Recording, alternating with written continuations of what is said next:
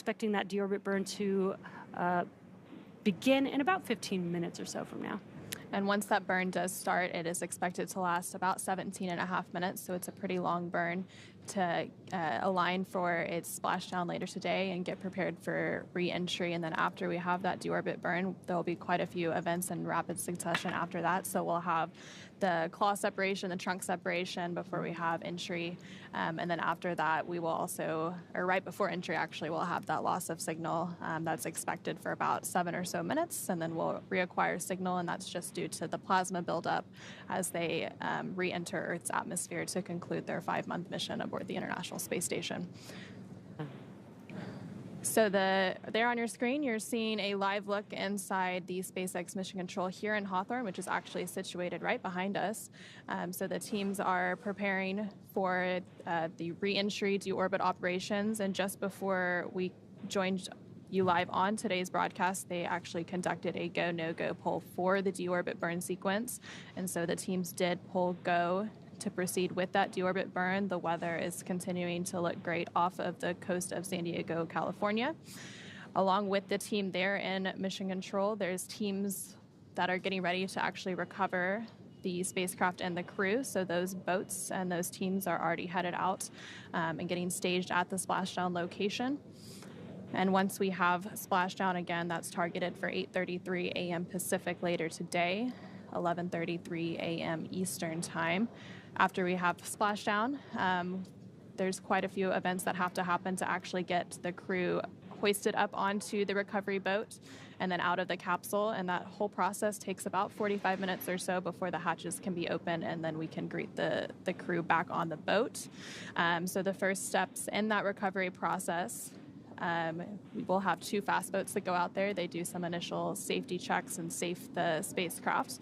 And then after that is done, the recovery boat, it takes about 30 minutes for it to reach the splashdown location. They'll start safing the spacecraft, get it all geared up so that it can then be hoisted onto the recovery ship. And the recovery ship today is the Shannon.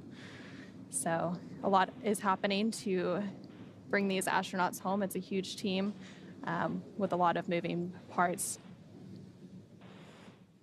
Yeah, and if you're following along at the bottom of your screen, you can see the time to splashdown. We're about 1 hour and 7 minutes or so away from the expected splashdown time. And this is actually the first West Coast splashdown for a NASA crew. Yeah. So it's an exciting milestone after all of those operations have been shifted from the East Coast, off the coast of Florida, moving over to California. So now with Crew-10, comprised of Anne McClain, Nicole Ayers, Takuya Onishi, and Kirill Peskov, ready to deorbit and splash down back on planet Earth. Of course, they are heading to one of the 3 targeted sites supported by SpaceX and NASA. All of these sites are located off the coast of California, either Los Angeles Oceanside or San Diego. Of course, today they are targeting the site at San Diego. And spreading the supported sites across multiple locations helps to maximize the return opportunities for this mission and future crews, lowering the chance we'll have to wave off due to bad weather. And for those of you following along, as I just mentioned, today's splashdown does mark the first Dragon recovery of a NASA crew on the West Coast. Yeah, exactly. After 6 years of successful recovery operations off the East Coast, we've moved all Dragon recovery operations to the West Coast. The From-2 and Axiom-4 private astronaut missions were among the first to splash down off the coast of California after our return to the West Coast. NASA and SpaceX jointly selected our splashdown zones location from one of these 3 sites off the coast of California, and today the primary recovery site is San Diego, as we've been mentioning. This selection process works with a lot of different variables, including the space station's orbital trajectory, what landing sites are available and have favorable weather, how much free flight capability Dragon has for the trip home, and the sleep schedule for the returning crew members. We'll start with calculating daily return options based off of the space station's current orbit and Dragon's capabilities to maneuver and line up for re-entry. The time from undock to landing at the primary site can vary from less than 6 hours to more than 39 hours. And of course, today's phasing from from undocking yesterday is about 17 and a half hours. So they undocked yesterday at 3:15 p.m. Pacific with the splashdown today at 8:33 a.m.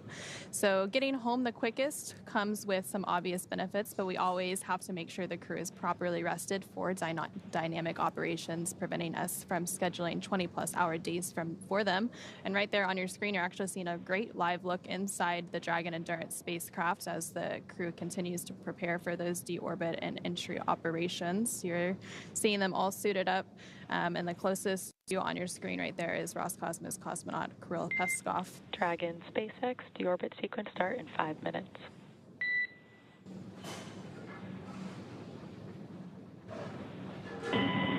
SpaceX, please, 5 minutes. Crew is ready to return to the atmosphere. SpaceX copies. We are excited to welcome you home. And there we just heard some communications between the core or the crew operations resource engineer who is staged here in SpaceX's Mission Control in Hawthorne, between the Crew-10 astronauts currently aboard the Dragon spacecraft, confirming that they are going to begin the deorbit sequence in about 5 minutes from now. So things are really starting to get geared up. And there in that view on your screen, you're seeing an over-the-shoulder look between the pilot and the commander. So again, the pilot is Nicole Ayers and the commander is Anne McClain, both NASA astronauts for today's mission. And back to the phasing that we were talking a little bit about. So trajectory and ballistics experts provide the daily opportunities that would line up Dragon with the landing zones and split them into what we call ascending and descending opportunities.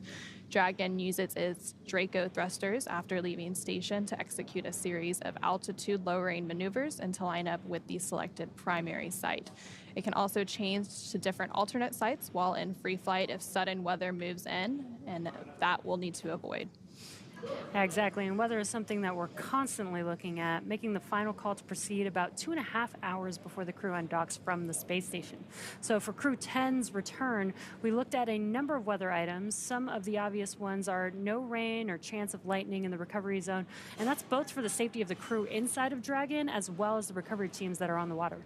And we're also looking at things like wind speeds. We need those to be less than 15 feet per second, or about 10 miles per hour, and relatively calm seas, so we can safely execute those recovery operations, which includes landing a helicopter on the recovery ship to fly the Crew-10 astronauts to California. And once Dragon began flying free yesterday after undocking, there were a number of additional checkpoints to either proceed toward the primary site of San Diego or head to the alternate sites or select a new zone based on real-time weather data. These checks happened all the way up until we were in the final hours before the deorbit burn, which is the last burn in the trip home and commits Dragon to re-entering the Earth's atmosphere. And again, we just had that final go, no-go poll about 20 minutes ago, and that was to commit Dragon to the deorbit burn to set it up for a splashdown off the coast of San Diego, California. Yeah, and we say this all the time, weather is the one thing that we can't control, and with these crew operations, there's a lot of variables that we have from the time that the Dragon spacecraft leaves the space station all the way through re-entering the Earth's atmosphere, the splashdown zone. So there's a lot of things we have to look out for, but the great part is we've got a lot of experience with this now, this being Crew-10's return home.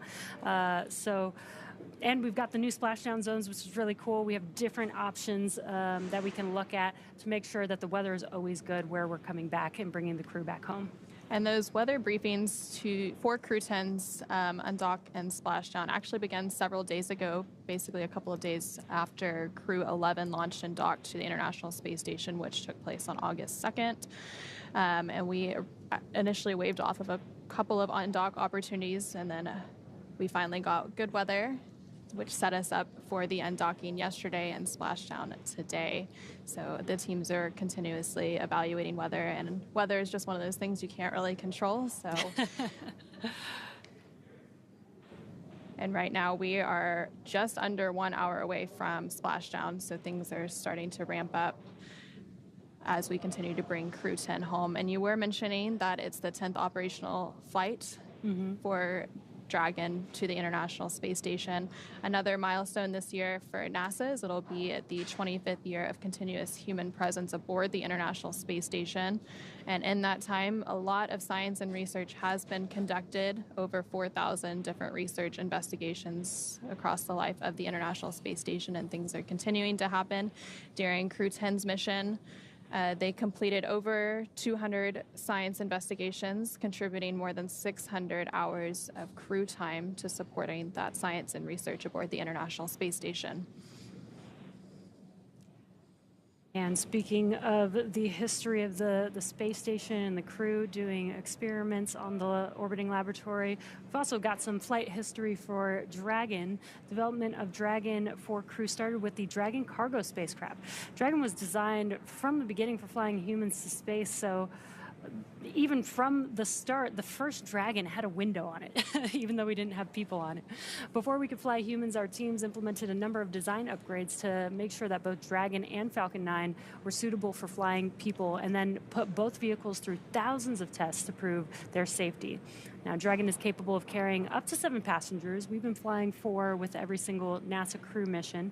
It's also capable of returning significant amount of cargo back down to Earth, which is the first private spacecraft to take humans to the space station. Dragon is fully autonomous, which means that it flies itself, but it does have features to fully manual override the vehicle in case of emergency. Dragon is also almost 27 feet tall from the bottom of the trunk all the way to the top of the nose cone. Dragon is comprised of 2 main elements: the spacecraft, which is designed to hold the crew and pressurized cargo, and then the unpressurized section, which is known as that trunk.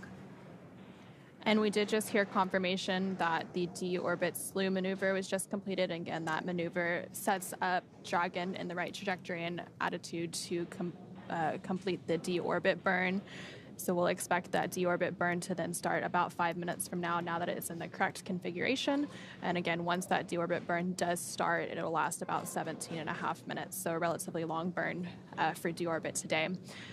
Going back to the Dragon spacecraft and a little bit more, the nose cone at the top of the spacecraft protects the docking system and also the guidance navigation control system. The nose cone opens for docking and remains attached to the Dragon spacecraft, unlike the previous version of Dragon, which helps SpaceX towards their reusability efforts. Opposite the nose cone is the trunk, and it provides attachment points for Falcon 9 and the Dragon spacecraft and cargo. One half of the trunk is covered in solar panels that provide power to Dragon during flight and while on the International Space Station, and the other half contains a radiator that rejects heat from the active thermal control system to space using SpaceX's new Pica tiling technology. And the trunk has aerodynamic fins, which provide stability in the event of an emergency abort. And in the event of an abort, Dragon is outfitted with 8 Super Draco thrusters, which will power the astronauts to safety, which is applicable during the launch phase of a flight. And the Dragon Super Draco launch escape system is a key safety feature of Dragon, giving the crew the ability to quickly separate from Falcon 9 and safely escape the time of launch all the way to orbit, a feature that no other spacecraft in history has possessed. Dragon is also equipped with 16 Draco thrusters used to orient the spacecraft during the mission, including apogee and perigee maneuvers, orbit adjustment, and attitude control. Each Draco thruster is capable of generating 90 pounds of force in the vacuum of space, and we will see those Draco thrusters in action in just a few minutes when it conducts that deorbit burn. And right there on your screen, you're getting a live look inside the Dragon spacecraft. Closest to the camera right there is NASA astronaut and Crew-10 commander Anne McClain, and next to her is NASA astronaut and Crew-10 pilot Nicole Ayers. Yeah, and inside the spacecraft, it's designed to accommodate up to 7 crew members with modular seats that can be removed and replaced by additional cargo. So you could see on your screen the crew members are sitting in the 4 seats, but underneath them is where they can place cargo, which is what they're utilizing the spacecraft for today. But if we needed to, we could place 3 more seats in that cargo area and fit 3 more passengers there. The seats are made of carbon fiber and will be customized, or they are customized for any crew member flying on board. So their suits, as well as the seats, are a little customized to each of the crew members flying. Now, the control panel is centered between the pilot and the commander seats and consists of 3 touchscreen displays, which we were seeing just moments ago. And this allows the crew to operate the vehicle and fly it manually if needed, but mostly they use them for monitoring on the flight uphill to the space station, as well as right now you could see them monitoring on those display screens as they're making their way back down to Earth. And right now we have a little bit over a minute to go until the deorbit burn begins. So we're continuing to stand by for confirmation of that deorbit burn, and we'll provide updates once it is in progress. Following the deorbit burn, again, that is a 17.5-minute burn. There will be a few activities in rapid succession. So we'll have the claw separation, the trunk separation. We'll have a little bit of a loss of signal entry. Then we'll reacquire that signal after about 7 minutes. And then right before splashdown, we'll see those drogue and main parachutes deploy. And then we'll have splashdown off the coast of San Diego, California. Less than 55 minutes until we have that splashdown. So really ramping up here and getting excited for bringing our Crew-10 astronauts home. Yeah, and again, you can follow along with the timeline, again, on the bottom center of your screen. That's the approximate time to splashdown of the Crew-10 members. And again, as we've been mentioning, they are just monitoring. They have been coasting for a bit since yesterday evening, but now we're coming up to all the dynamic events that they're still going to be, following along and not really having to make any manual calls, but there's going to be a lot of dynamic events that they'll need to know what's happening because they're inside of the spacecraft, they're strapped into their seats, they can't really see what's going on outside of the vehicle, so they're going to be monitoring on those display screens that we were talking about earlier. And so we do have confirmation that the deorbit burn has begun. Again, this burn is expected to last about 17.5 minutes. In the right-hand bottom corner of your screen, you can actually see the thruster firings as they take place. And as mentioned earlier, for these operations, NASA and SpaceX closely coordinate with the United States Coast Guard to establish a safety zone to ensure public safety and for the safety of those involved in the recovery operations, as well as the crew on board the returning spacecraft. Multiple notes are issued to mariners in advance of and during recovery operations, and the Coast Guard patrol boats are deployed to discourage boaters from entering the splashdown zones. We want to continue to stress to the public the need to respect the safety zone. Recovering a spacecraft from the water is a hazardous operation, and any other boats interfering increases risk to the astronauts in Dragon, the teams working to recover them from the water, and the safety of those that come too close. For the safety of the crew and your safety, we recommend you continue to sit back and watch as we bring you live views of the astronauts' homecoming today. Exactly. Safety is our #1 priority. And as I mentioned earlier, this deorbit burn is the last time that those 4 bulkhead thrusters on top of Dragon will fire. Dragon Endurance has not yet entered the Earth's atmosphere, but this deorbit burn is what will line the vehicle up and put it on its final trajectory to the landing site off the coast of San Diego, California. Right now, Anne, Nicole, Takuya, and Kirill are using their screens to monitor the burn duration, Draco thruster firings, and trajectory details like entry angle, spacecraft perigee, and how much distance remains until deorbit burn termination. Dragon, again, is flying itself, so all the crew has to do is stay strapped into their seats and keep an eye on how their journey is progressing. And we are now about 2 minutes into that deorbit burn, about 15.5 minutes to go. Things continuing to go as expected, and we'll continue to provide updates on that burn and duration as it happens.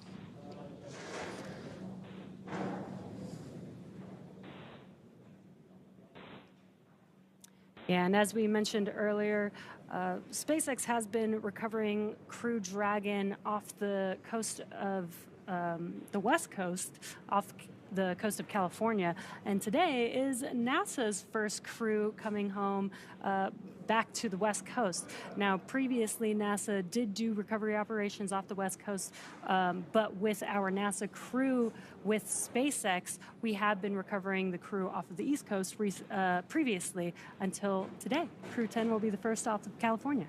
Yes, it'll be an exciting milestone. And also, if you compare it a little bit to other spacecraft recoveries like Soyuz, which actually lands on land, SpaceX is a little bit unique in that aspect where we recover it in the water. So the recovery operations and things that have to happen are a little bit different. So currently aboard the International Space Station is Expedition 73. So a few days ago, there was actually a change of command ceremony where NASA astronaut Takuya Onishi handed over command to Roscosmos cosmonauts.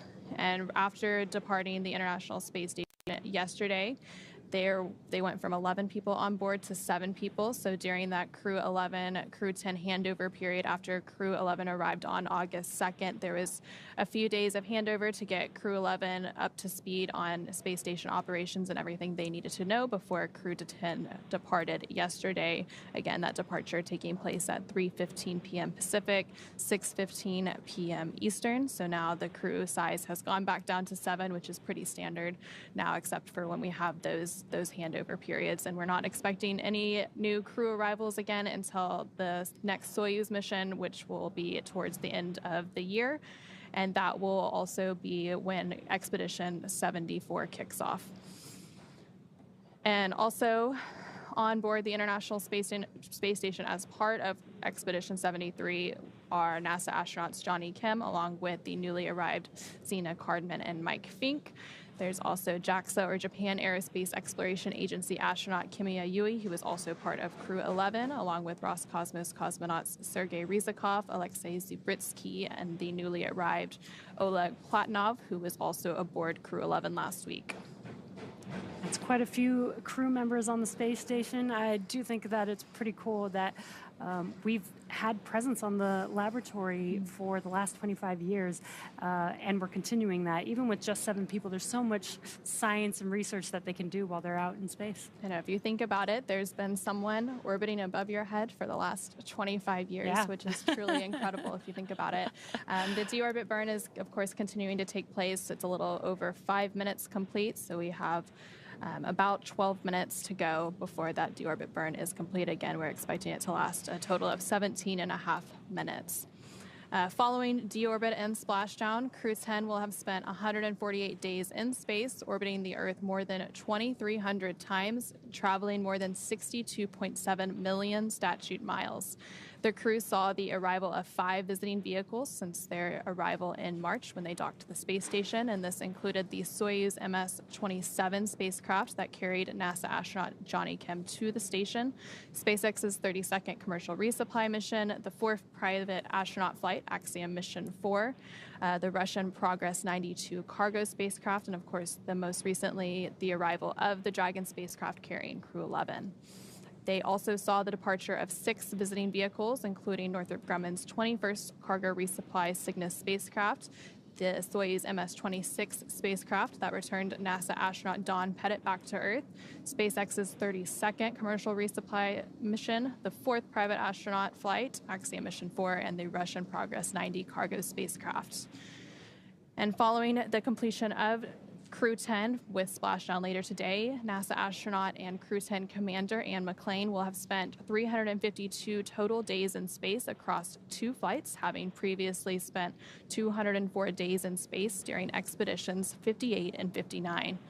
And then JAXA, or Japan Aerospace Exploration Agency astronaut Takuya Onishi will have spent 263 days in space across his 2 flights to station.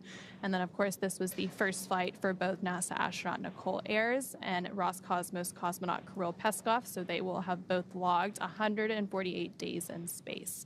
And we are now about 7 minutes into the duration of the deorbit burn, about 10 more minutes to go until that is completed. During their stay aboard the International Space Station, both NASA astronauts Anne McClain and Nicole Ayers conducted 1 spacewalk outside the orbiting laboratory. That spacewalk totaled 5 hours and 44 minutes. McClain has now conducted 3 spacewalks through the duration of her career for a total of 18 hours and 52 minutes spent outside the International Space Station. Yeah, Anna, you mentioned seeing all the different vehicles that came to the space station while the crew was on board.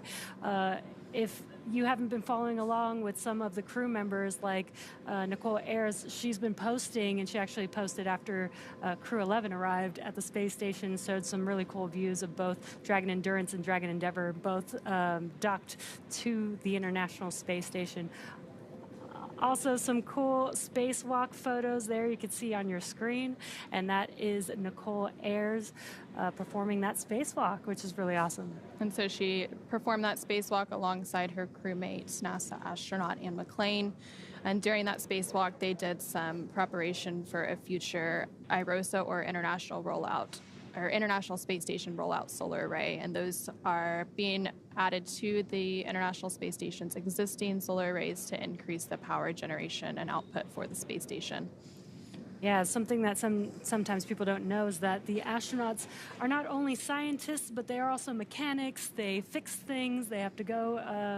Spacewalk sounds like maybe that's something fun to go out and do, but they're really going out there to fix something or install something new, which I think is really cool that they have all these very diverse skills that they're able to utilize. They're really the jack of all trades. They really do have to be the jack of all trades. And of course, if you look at their backgrounds, they have engineering backgrounds, they have science backgrounds, but they have to be able to support all of those science and research investigations. And there, currently on your screen, you actually see a photo of the Expedition 73 crew. It looks like they're all gathered together, sharing a meal inside the International Space Station. And so 11 International Space Station crew members in that photo gather inside the Unity module for a portrait. In the front row from left are Kimiya Yui of JAXA, or the Japan Aerospace Exploration Agency, Zena Cardman of NASA, Oleg Platonov of Roscosmos, and Mike Fink of NASA. And then in the second row are Nicole Ayers of NASA, Sergei Ryzhikov of Roscosmos, Anne McClain of NASA. And then in the back are Takuya Onishi of JAXA, Kirill Peskov of Roscosmos, and Johnny Kim of NASA, along with Alexei Zubritsky of Roscosmos.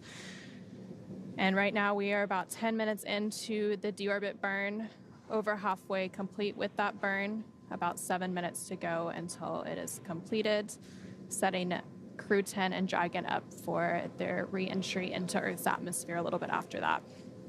Yeah, and that deorbit burn should complete around the 36-minute mark on that time to splashdown clock on the bottom center of your screen. But we will wait for confirmation to call that, but it should be around that 36-minute mark. So here in this photo, 6 of 7 Expedition 73 crew members also posed for another portrait during dinner time at the galley inside the International Space Station's Unity module. Clockwise from bottom are JAXA astronaut Takuya Onishi, NASA astronauts Anne McClain and Nicole Ayers, along with Roscosmos cosmonaut Sergei Ryzhikov, Kirill Peskov, and Alexei Zubritsky. So, of course, 4 of those crew members are returning today as part of Crew-10. It's cool to see that they're still gathered around a table, even in space. But most people are familiar with the idea of a mission patch, but you might not know how they come to exist. For decades, crew members have worked together to develop the patch for their mission, determining which aspects of the mission they want to highlight and any special details they'd like to include. The crew themselves can design their patch, or they can share their design ideas with an artist who makes it come to life. The Crew-10 patch is a 10-sided patch with the Roman numeral X boldly in the center, representing the 10th operational flight of the Dragon crew spacecraft. The Dragon, which is also the spacecraft's namesake, is depicted with its wings out in full flight, representing the 4 professional pilots that make up the crew complement. The Dragon is also illuminated by one of Earth's stunning and beautiful sunrises, is focused on the International Space Station and its mission, while keeping a watchful position above Earth. The stars on the patch are red, white, and blue for the flag colors of each crew member's home country, and the brightest stars represent the crew's closest family members and support system. yeah, I love these patches. The detail that goes into them is so amazing. Almost every single stitch on them means something, and I love that the crew is able to come together and come up with a design that means something to them. Yeah, it's always a meaningful experience that all has some sort of meaning and inspiration drawn from all areas of their life. Again, that deorbit burn is still underway. We're just under 13 minutes into the burn's duration. That burn expected to last 17 and a half minutes total.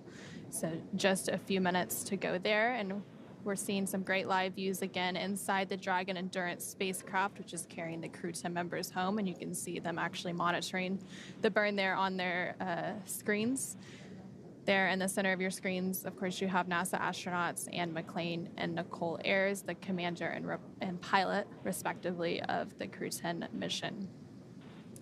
And again, we are currently in that deorbit burn. You can see in the bottom right-hand corner that graphic showing the 4 bulkhead thrusters firing all at different times. It takes a sequence of those thrusters firing to complete each and every burn. And again, this is the last time that these 4 bulkhead thrusters will be firing. Once this deorbit burn is complete, we'll start preparing the spacecraft for re-entry, and that'll come with closing the nose cone, so those thrusters will no longer be needed for the rest of their journey back home. And you mentioned the nose cone, which will be closed. So the nose cone was initially opened following launch and orbital insertion of Crew-10. So when they first got to orbit, the nose cone was open to expose those guidance and navigation sensors on its way to the International Space Station. So it's been open this whole time as Dragon Endurance has been docked to the International Space Station. So once it closes, it'll be the first time that it's been closed since their launch and orbital insertion back on March 14th earlier this year. Yeah, and in earlier Dragon spacecraft days, we did jettison the nose cone, but with reusability, this is one of the key improvements for reusing these Dragon spacecraft is being able to reuse the nose cone. So now we close the nose cone. It's not really needed during re-entry, but it is needed during ascent, during launch for the spacecraft. So being able to reuse it, close it when it comes back home, and then rinse and repeat. And so we are about 15 minutes into that deorbit burn, less than 3 minutes remaining in that burn duration. You can see at the bottom right corner of your screen those thrusters continuing to fire for this burn to set it up for its entry and splashdown off the coast of San Diego, California, about 38 minutes from now, as you can see that countdown on your screen. A great live view inside of the spacecraft. You could see some of those patches that were on near the seats of the spacecraft, showing the different crews that have flown on Dragon Endurance. And right next to the thrusters on the bottom right hand of your screen, you can also see a map or a globe that shows where Dragon currently is. So right now it's off the coast of Australia as it continues to make its way off the coast of California. And there's less than 2 minutes remaining in the burn. The crew settled in and getting ready for their re-entry.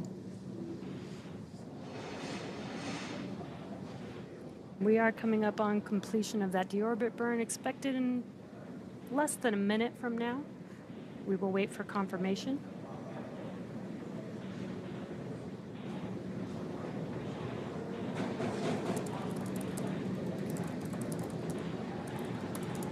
And there you can see a good look in between NASA astronauts Anne McClain and Nicole Ayers over the shoulder as they monitor that burn on either side, the right and left screens. You can actually see those thrusters firing on their screens as well. And in the center, you can see a map of their trajectory to head off the coast of California for their splashdown near San Diego.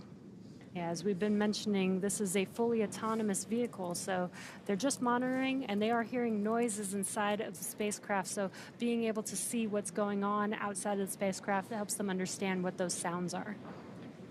And there's about 30 seconds remaining in the burn, so we should be hearing confirmation of burn complete pretty soon from the teams here in Mission Control, SpaceX Mission Control in Hawthorne. You saw Anne McClain using her tablet there. They do have those display screens. Dragon, SpaceX, deorbit burn complete and performance nominal. Trunk separation sequence initiated. SpaceX Dragon, copy a nominal deorbit burn. And we had confirmation that the deorbit burn is now complete and the trunk separation sequence is now beginning. This means that the umbilicals are going to disconnect and Dragon is going to separate or jettison from the Dragon spacecraft. And we did just hear confirmation that the claw separation has been completed and that trunk separation should be taking place in about 30 seconds from now. So we're going to have several events happen in rapid succession now as we're just over 30 minutes away from splashdown.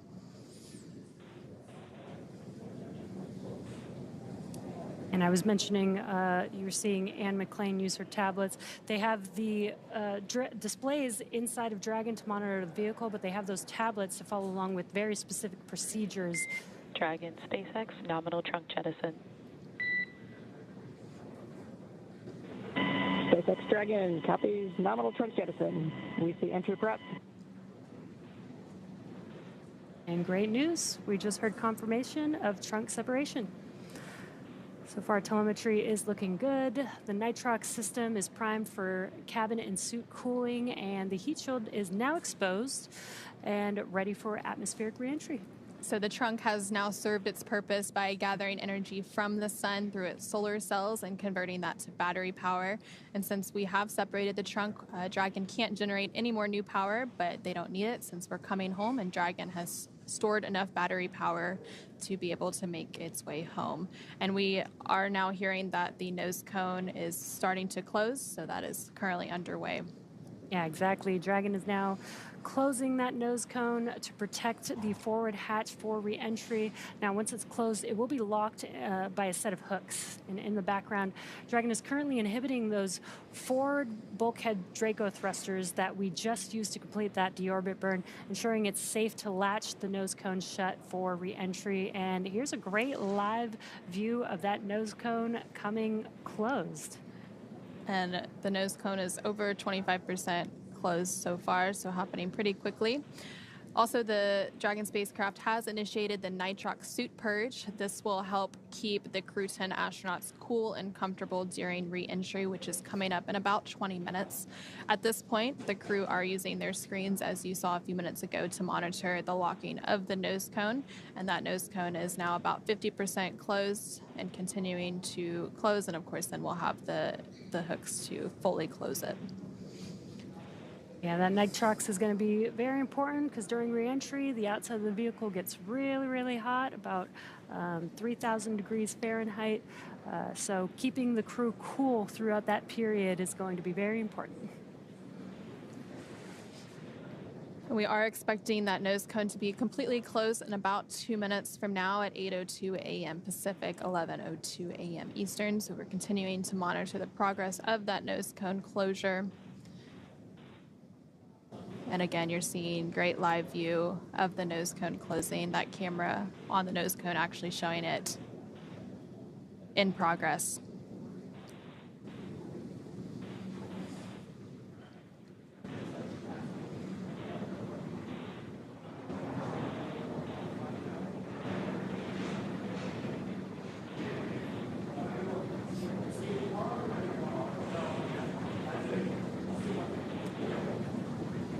Yeah. And as Anna mentioned, this is a view looking forward on the spacecraft as that nose cone is coming closed. And we're getting closer and closer as the screen gets a little bit darker there to that nose cone closure. And it's almost fully closed at this point. And then after that happens, it'll just have to be hard mated. They'll reattach those hooks. And it'll be all set up and ready for re-entry now that we've had the trunk jettison and the claw separation and the nose cone almost fully closed. Of course, that deorbit burn also completed about 10 minutes ago as well. And we did just hear confirmation that the nose cone has been fully closed, so that process is now complete. And as we begin the second half of entry, Dragon is now beginning to inject cooled nitrox into the air, being delivered to the suits worn by Anne, Nicole, Takuya, and Carell. Again, this is what will allow the crew to remain comfortable while external temperatures reach that 3,500 degrees Fahrenheit. And the heat shield is pointing forward, leading Dragon to the landing site. Again, that splashdown site targeted off the coast of San Diego, California. And speaking of that heat shield, Dragon's primary heat shield is comprised of Pika 3.0, which stands for Phenolic Impregnated Carbon Ablator. First generation Pika was initially developed by NASA for studying and sampling comets within our solar system.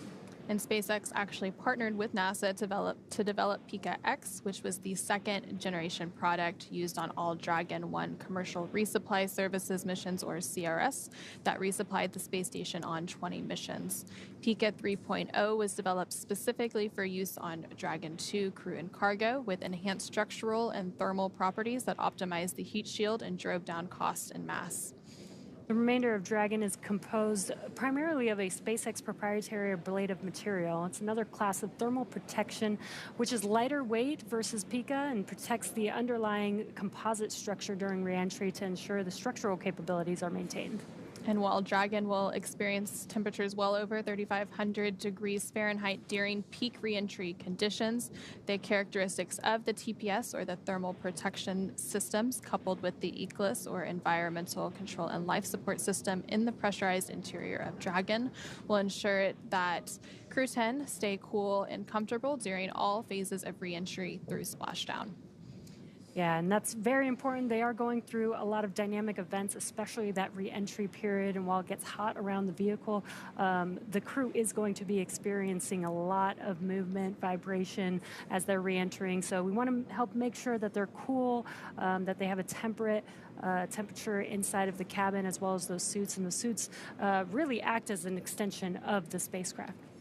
And now that the nose cone has closed, those hooks are driving closed as well. So the first set of 6 hooks have fully closed, and that second set of hooks are now traveling, and then we will have it completely closed and stowed and ready for reentry. Again, we are less than 30 minutes away from the targeted splashdown, about 28 and a half minutes until that splashdown, targeted for 8:33 a.m. Pacific, 11:33 a.m. Eastern, off the coast of San Diego, California. And after Dragon Endurance has re-entered the Earth's atmosphere, a series of parachutes will deploy to slow the crew's descent. First will be the 2 drogue chutes, followed by the 4 main parachutes to guide Dragon to its first contact with Earth since launching back in March of this year. Dragon will automatically deploy these parachutes when different pressure and positioning sensors on the spacecraft detect that they are at the right speed and altitude. And the vehicle velocity at the time of the drogue deploy is approximately 350 miles per hour, and they deploy at about 18,000 feet. Vehicle velocity at the main parachute deploy is approximately 119 miles per hour, and they deploy when the spacecraft is about 6,500 feet. And then at the time of splashdown, the vehicle velocity will have slowed down to approximately 16 miles per hour. The highest G loads the crew will experience during reentry is approximately 3 to 5 Gs. Yeah, it's pretty incredible how well those parachutes work. Those drogue parachutes are really important. They're 2 very small chutes, but if we didn't have those to help slow down the vehicle initially, we'd actually have to make the main parachutes about 3 times as big as they currently are. Yeah, and so coming up, we will have a loss of signal. We're about 15 minutes away from that happening. It'll typically last around 7 minutes before we reacquire signal with the Dragon spacecraft. Again, this is completely expected. It happens during every reentry, and it's due to all of that plasma buildup on the spacecraft. And again, the team there on the left-hand side of your screen. Dragon, SpaceX, nose cone secured for entry.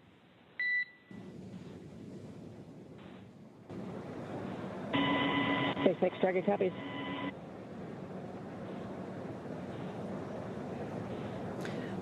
And we did just hear confirmation that the nose cone stow is fully complete, so all of those hooks have closed and it is prepared for that reentry phase. And again, on the left-hand side of your screen, you're seeing a live look inside the SpaceX Mission Control here in Hawthorne, California. And those teams are, of course, going to continue to monitor the progress of the reentry operations. And as soon as they come out of that loss of signal that we'll have in a few minutes, they will call back up to the crew and check in on how they're doing and get prepared for a splashdown. Yeah, the team here in Mission Control actually monitors the crew from launch all the way till they arrive at the space station. Then we hand it over to Mission Control Houston while they're on board the space station. And then this crew, again here in Mission Control, will monitor the crew as they undock and come back all the way down, all the way until they're safe back on land, actually. Yeah, so during the dynamic operations for arriving and departing the International Space Station, the two mission controls are actually in what's known as integrated operations. So yesterday, during undocking and departure of the Dragon Endurance spacecraft and Crew-10, the SpaceX Mission Control team and the NASA Mission Control team in Houston were working in tandem during that operation until Dragon exited what is known as the approach ellipsoid, which is one of those two invisible boundaries surrounding the International Space Station that guide arriving and departing visiting vehicles to the space station. Yeah, and I did say back on land, but I meant back on planet Earth. Once they're out of the spacecraft, then we have the medical teams checking in with the crew, making sure that they're safe, healthy, and then they'll take a helicopter ride back to land to continue their research. They do still have to get checked out, and the mission doesn't completely end right when they land back on Earth. They do still have a little bit more research to complete. And so right when they exit Dragon, once they are on the recovery boat, again, the recovery boat is the Shannon. We're actually hearing reports that the recovery boat is staged and ready for splashdown and ready to receive the crew. But it'll begin with medical evaluations on the boat, and that will progress through exercises that improve mobility, balance, flexibility, aerobic conditioning, strength, endurance, and the body's ability to sense its position. Dragon, SpaceX for final entry briefing. Report when ready to copy.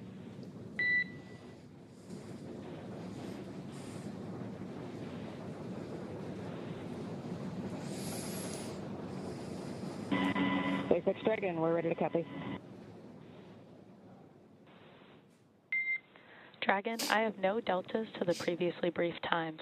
Predicted comm blackout starting at 1520 Zulu and ending at 1527 Zulu. How copy?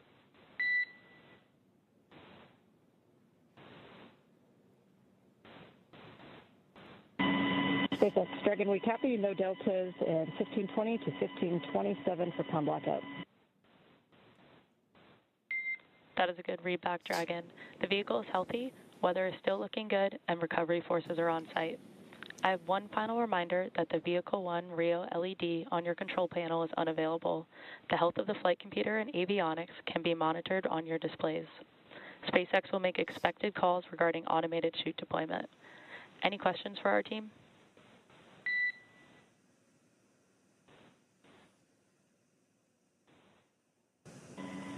SpaceX Dragon, Crew-10 has no questions. And we'll see y'all shortly. Copy on the no questions. And with that, can you please verify that visors are down, tablets are secured, and restraints are tightened no later than 150 kilometers?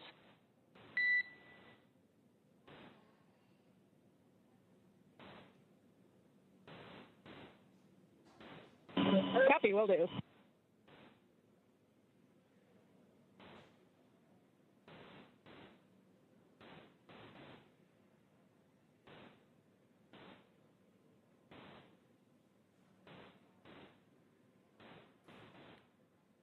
And we did just hear that briefing between the core, the crew operations resource engineer, and the Crew-10 astronauts aboard Dragon to confirm their readiness for re-entry. We are expecting that communications blackout to take place about 9 minutes from now. Again, it'll last about 7 minutes during that re-entry phase as they start to return to Earth's atmosphere and the gravity associated with it.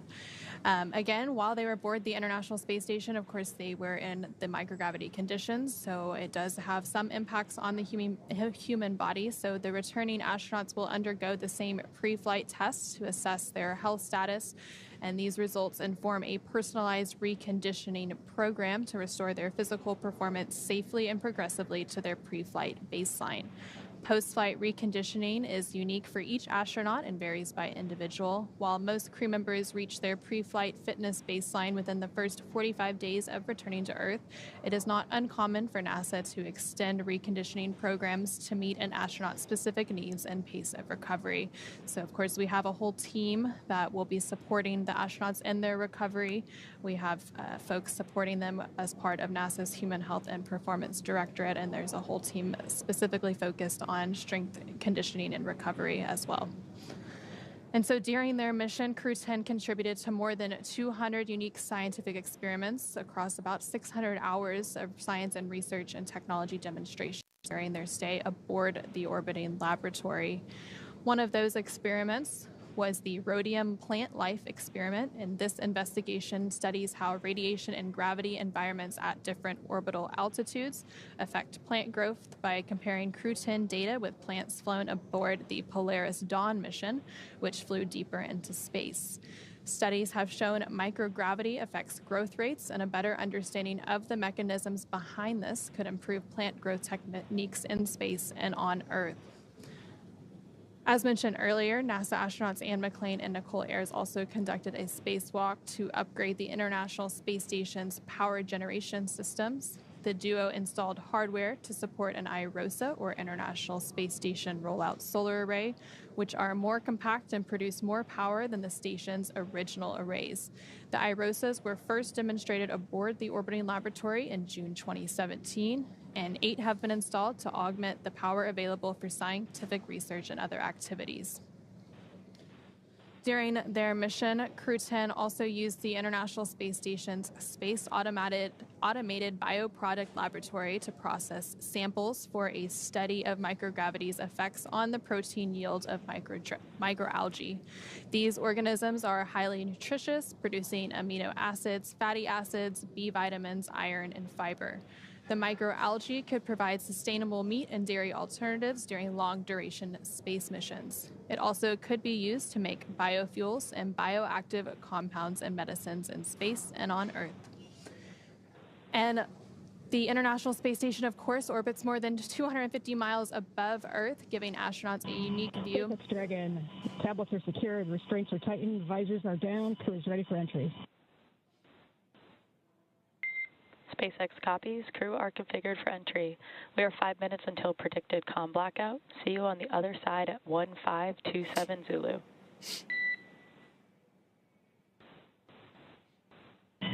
Dragon copies. See you there.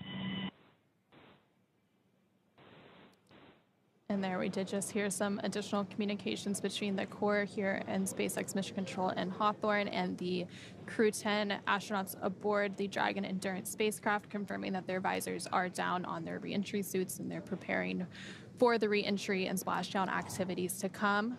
We are expecting that communications blackout in less than 5 minutes from now, as we target that splashdown in just about 18 minutes from now at 8:33 a.m. Pacific, 11:33 a.m. Eastern, off the coast of San Diego, California. So again, a little bit about the science that the crew had been conducting during their 5 months aboard the orbiting laboratory. As the International Space Station orbits more than 250 miles above Earth, it gives astronauts a unique view of their home planet, where they can photograph familiar places and interesting phenomena. While passing over a stormy night, NASA astronaut Nicole Ayers captured images of simultaneous lightning bursts at the top of 2 thunderstorms. Scientists used instruments installed on the space station to study lightning and other weather conditions in Earth's upper atmosphere. This research helps protect communication systems and aircraft while improving atmospheric models and weather predictions. And you can see a view of that photo there just on your screen. It's quite beautiful. And we're about 4 minutes away from that communications blackout.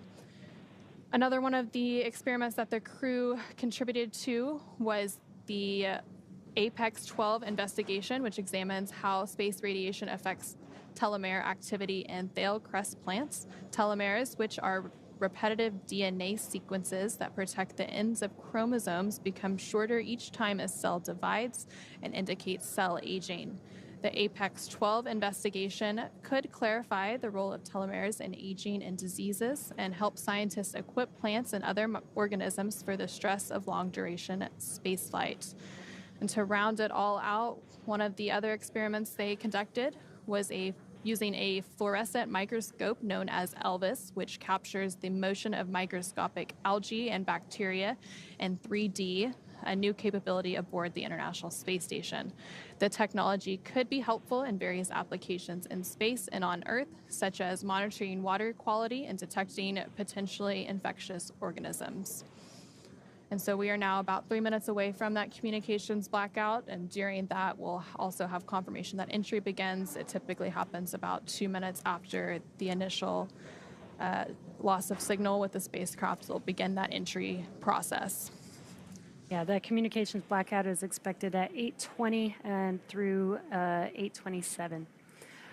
So some other cool photography while on station. Dragon docked to the International Space Station, soars 259 miles above Cambodia in this long-duration photograph revealing star trails, lightning storms, and the city lights of Southeast Asia streaking below. And I love these incredible views that they get, and they get to take these photos that we get to see, even though we don't get to be up there in space with them.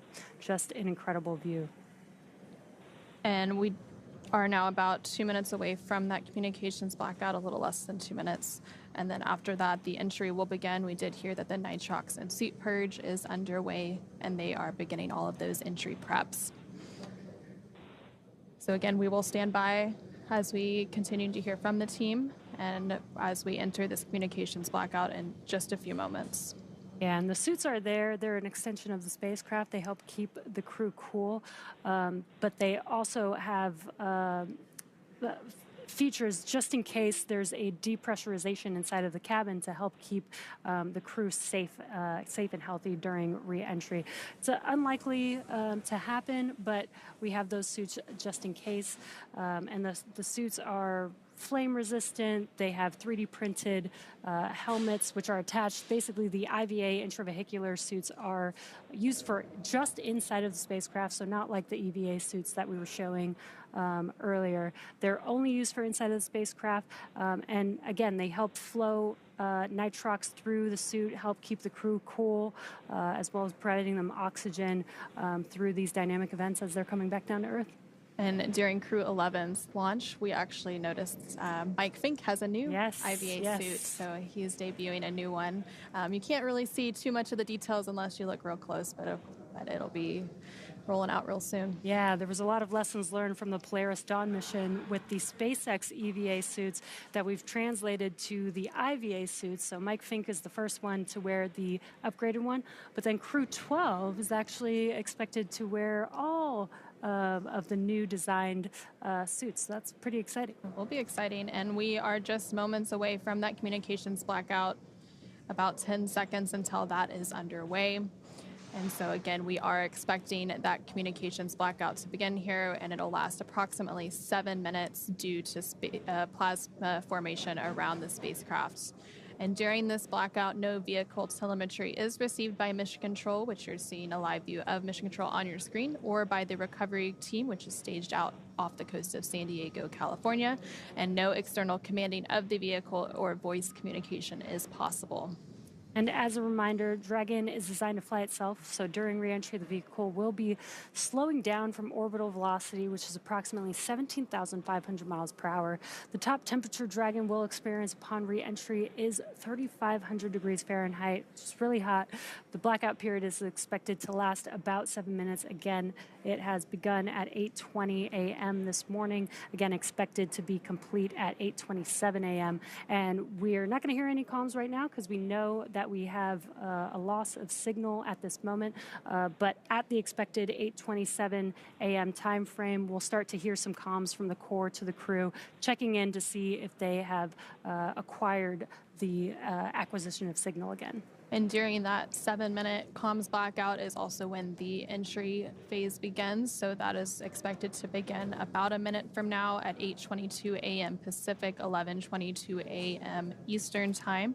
And so things will be really ramping up. Again, during re-entry, the vehicle will be slowing down from its orbital velocity, which is approximately 17,500 miles per hour. And the top temperature that Dragon will experience during that re-entry is about 3,500 degrees Fahrenheit. Yeah, and we do have windows on Dragon, so the crew, at least the two passengers next to the windows, are going to get to see that plasma buildup, which we've heard is a great view of all the different colors that the plasma creates as it's coming back through the Earth's atmosphere. And so on the bottom left-hand side of your screen, you can actually see some of the vehicle data. So then once we have the signal reacquired, that will update a little bit.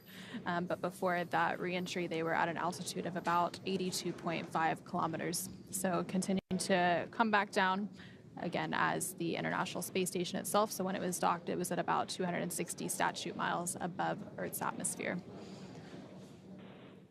And less than 11 minutes until splashdown of the Crew-10 crew. And again, they're currently in a blackout period, so we're not going to have any visuals. We're not going to have any comms for a few more minutes. We're about 2 minutes into the blackout period, about 5 minutes left. And or right after that splashdown, a lot of things will happen in rapid succession. So it takes about 45 minutes from splashdown until the boat is fully onto the recovery boat, the Shannon, which is staged out in San Diego, California. And then after it is hoisted up onto the boat, the hatch will be opened and we will welcome Crew-10 back aboard the boat, and they will begin those medical checkouts and evaluations before they are flown back to shore off the coast of California, and then from there they will be prepared to fly back to Houston and begin their full recovery and be greeted by friends and family. And so we're now a little over 3 minutes into the communications blackout, about 4 minutes to go. The vehicle should be experiencing that entry phase right about now. Once we have that communications back, we'll have those initial comm checks, and about 2 minutes after we reacquire that signal, we do expect the drogue parachutes to deploy, followed in rapid succession by the main parachutes deploying. Again, that will slow the vehicle down even further to about 16 miles per hour at the time of splashdown. Again, we are less than 10 minutes away from that targeted splashdown, expecting it around 8:33 a.m. Pacific, 11:33 a.m. Eastern. And the really cool part about the Dragon spacecraft is we're actually utilizing the Earth's atmosphere, that re-entry, to help slow the velocity of the vehicle significantly from 17,500 miles per hour down to about 350 miles per hour is when the drogue parachutes will deploy. And then after the main chutes are deployed, by the time that the vehicle splashes down onto the water, it's about 16 miles per hour. So really, really slow compared to how fast they've been moving for the last 5 months. And then once they splash down, it's pretty quick. Those initial two fast boats will get out there within moments, a minute or two after splashdown, and they will conduct those initial safety checks. So they will screen for hypergol and make sure everything is okay for the recovery teams to approach. Some of the teams will also then get onto the spacecraft and begin safing it and prepare it to lift up onto the boat, and other teams will be working on the parachutes and gathering those up. Again, we are about 2 minutes away from the expected acquisition of signal. That initial loss of signal took place about 5 minutes ago during that reentry phase as a result of all the plasma buildup. Again, it's completely expected, and it happens during every reentry of a spacecraft from its journey in space. Again, Crew-10 is returning after an about 5-month science and research mission aboard the International Space Station. They initially launched aboard a Falcon 9 rocket off the out at Kennedy Space Center in Florida on March 14th, and then docked shortly after that to the International Space Station. They spent 5 months doing all of that science and research, and then they undocked yesterday at 3:15 p.m. Pacific, 6:15 p.m. Eastern Time to set them up for today's re-entry and splashdown. And we are expecting that acquisition of signal to take place about 90 seconds from now, so a little bit more than a minute to go until we hear those call-ups from the core to the crew to check back in with them, and less than 7 minutes to go until we have splashdown. Yeah, it's getting very exciting here. I'm sure the crew is very excited to make it back home to planet Earth. And there on your screen on the bottom left, you can actually see the telemetry catching back up. You see them getting very close to the coast of California. Dragon, SpaceX, comm check. SpaceX Dragon, we have you loud and clear. I have you the same, Dragon. Expect automated chute deployment. Dragon copies.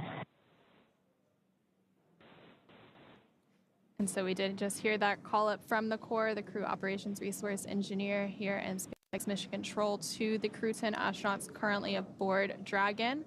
Confirmation that we have reacquired signal with the Dragon spacecraft, and you can see that the speed is rapidly slowing down as it begins its final phase, and we will have confirmation of those parachutes deploy in just a few moments. Yeah, you can also see the altitude in the bottom left-hand corner. You can see it getting closer and closer back down to Earth. GPS converge. Expect nominal altitude for drogue chute deployment.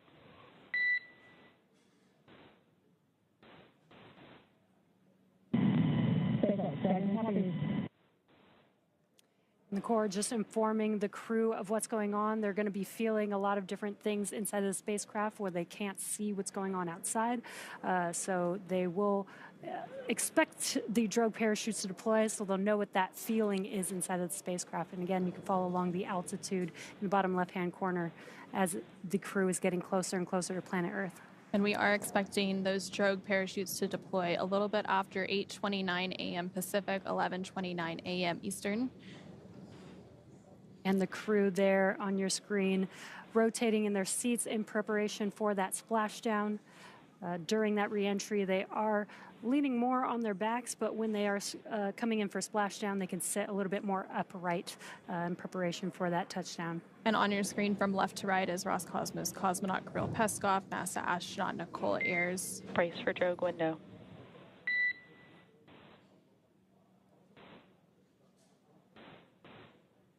NASA astronaut Anne McClain and JAXA astronaut Takuya Onishi. Again, they are getting prepared for that drogue deploy, which should be happening in just a few moments from now. Again, we expect that a little bit after 8:29 a.m. Pacific, 11:29 a.m. Eastern, and it will be followed shortly thereafter by the main parachutes deploying. And there you're seeing a live look as from the recovery team, a helicopter that has a camera tracking the spacecraft during its reentry.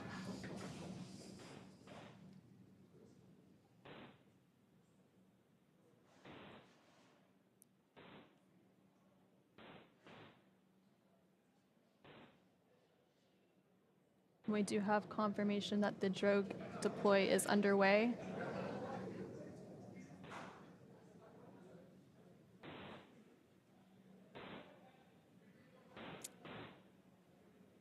There are those two drogue Visual chutes. and 2 healthy drogues. Copy out the drogues. Copy out the drogues. And a great live view from the spacecraft itself, seeing those two healthy drogues deployed. And the spacecraft has now slowed down to less than 200 kilometers per hour, and it is now just over 2 kilometers above the water as it prepares for splashdown, and we should have that main parachute deploy in just a few moments to continue slowing the spacecraft down to about 16 miles per hour at the time of splashdown. There's the main chutes deployed. They're going to open up here shortly. Main chute descent rate nominal. And we do have confirmation and a visual view. Dragon copies. Dragon copies. 1,000 meters. 1,000 meters. And We copy 1,000 meters. And there's a great look of the Dragon Endurance spacecraft as it makes its way to its splashdown site off the coast of California under those 4 main parachutes that have now deployed and about 900 meters away from the water surface. Dragon, 800 meters. Dragon, 800 meters. 800 meters.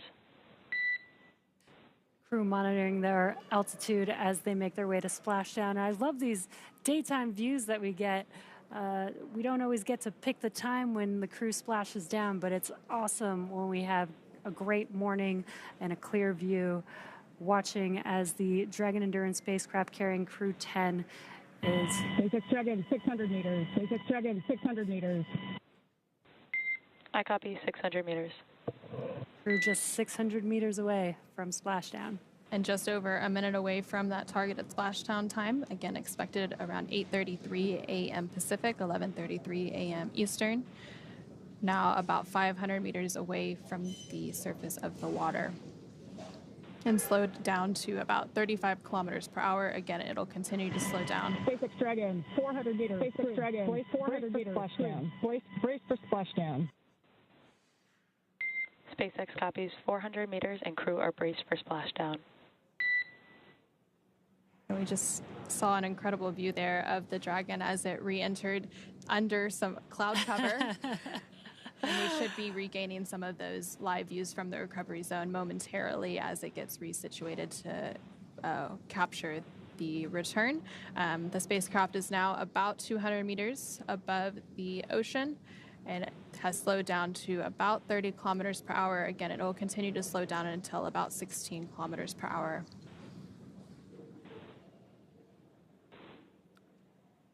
And there we can see another live look of the Dragon Endurance spacecraft carrying Crew-10 back home to Earth following their 5-month mission, moments away from splashdown.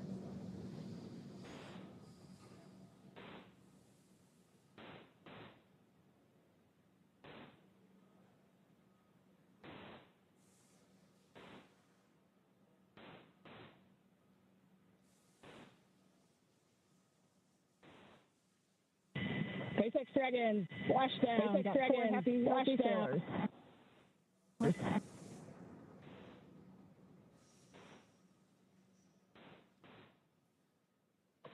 SpaceX copies splashdown. And we did just hear that confirmation of splashdown.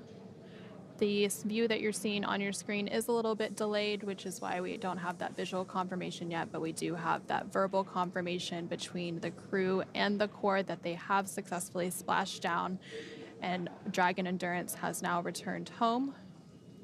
And there is that live look of Dragon Endurance as it sits on top of the ocean off the coast of San Diego, California. Dragon, SpaceX, we see the onboard for Power 1 28-volt converter. No crew action required at this time. Stand by for more words. Dragon copies, no crew action on the caution. Dragon copies, no crew action on the caution. Dragon Endurance has now returned home, and NASA astronauts Anne McClain, Nicole Ayers, JAXA astronaut Takuya Onishi, and SpaceX Dragon for step 1.2. And SpaceX Dragon for step 1.2. 4 at 800. We see 4 fired.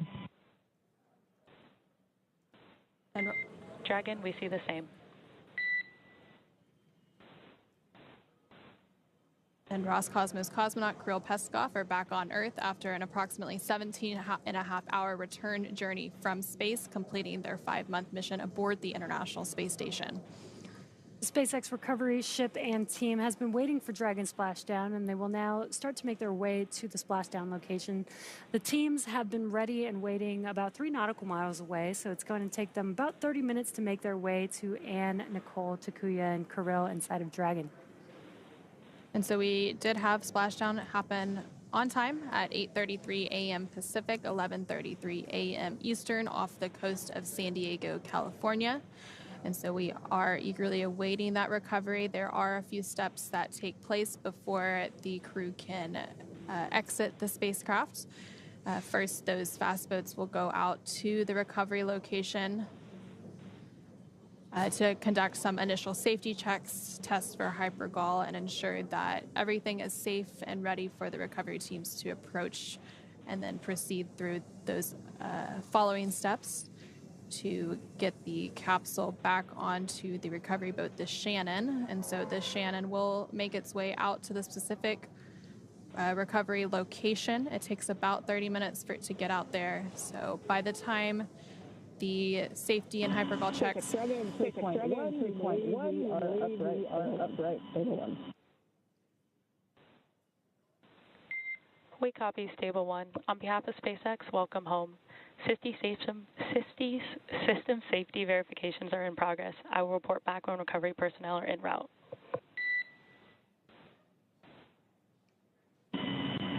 SpaceX Dragon from the entire Crew-10. Thank you for that flight. Truly an honor of a lifetime. That last 20 minutes, I think 20 minutes. I think it was a carnival ride, and get in the back of the line and then go again. Thanks for the safe landing. We'll see you shortly.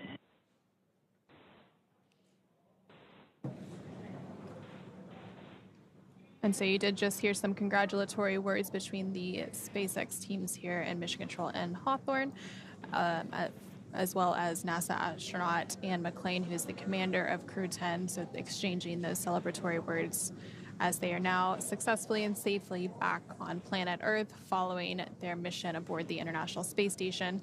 And for those of you who are just joining us, this mission has gone smoothly so far, and Dragon successfully splashed down off the coast of San Diego, California at 8:33 a.m. Pacific, 11:33 a.m. Eastern, just about 5 minutes ago.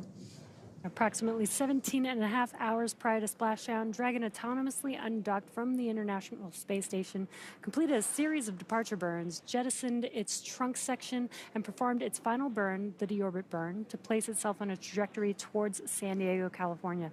Dragon successfully re-entered the Earth atmosphere, followed by deployment of its parachutes to slow the spacecraft down to a gentle splashdown. And we'll now follow the final part of Anne, Nicole, Takuya, and Kirill's journey as Dragon is lifted out of the water and placed onto the recovery boat.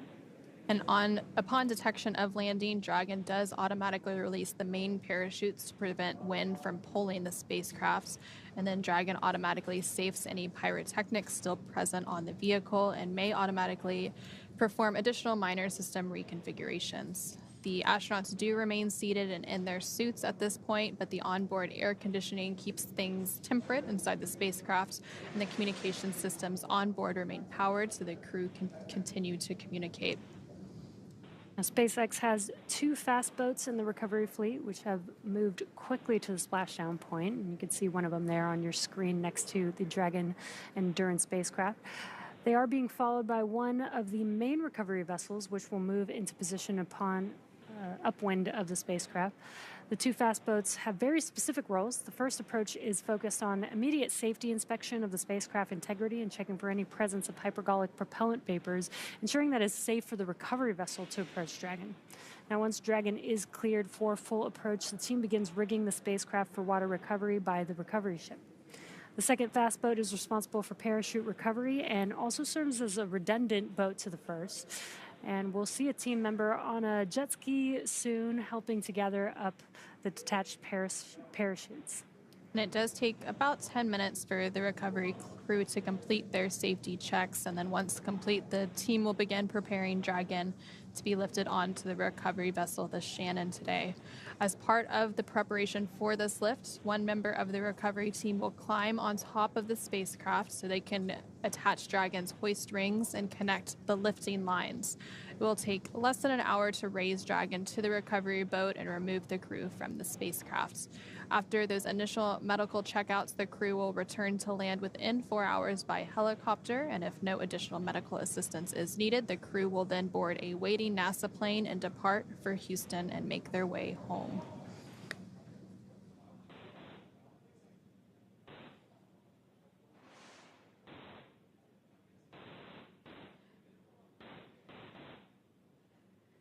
And so just about 7 minutes ago, Dragon Endurance did return home, and NASA astronauts Ann McClain, Nicole Ayers, along with JAXA astronaut Takuya Onishi and Roscosmos cosmonaut Kirill Peskov, are back on Earth after an approximately 17.5-hour journey from space. SpaceX recovery ship and team has been waiting for Dragon splashdown, and they're now currently making their way to the splashdown location. The teams have been ready and waiting. Dragon, SpaceX, we are go for recovery personnel to approach the capsule. Expect fast boats alongside in about 1 minute. Copy 1 minute. Copy 1 minute. You guys are on it. Thanks.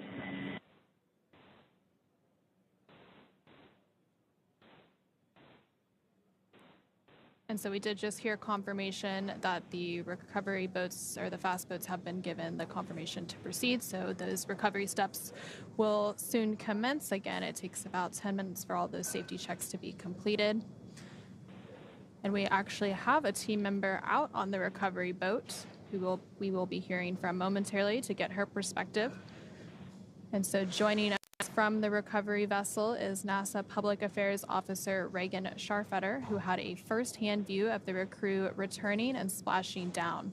Reagan, can you hear us? And how was the view from the recovery vessel? Hey there, Anna and Jesse. How do you hear me? We hear you loud and clear. Awesome. Well, seeing splashdown firsthand was a moment and I assume others on board will play back for the rest of time. We were stationed within 1.5 nautical miles from the splashdown zone off the coast of San Diego and had fairly decent visuals from the Shannon recovery vessel. The cloud ceiling is actually higher than originally forecasted at around 1,100 feet, which gave us a little more room to see the Dragon spacecraft coming in on this misty morning.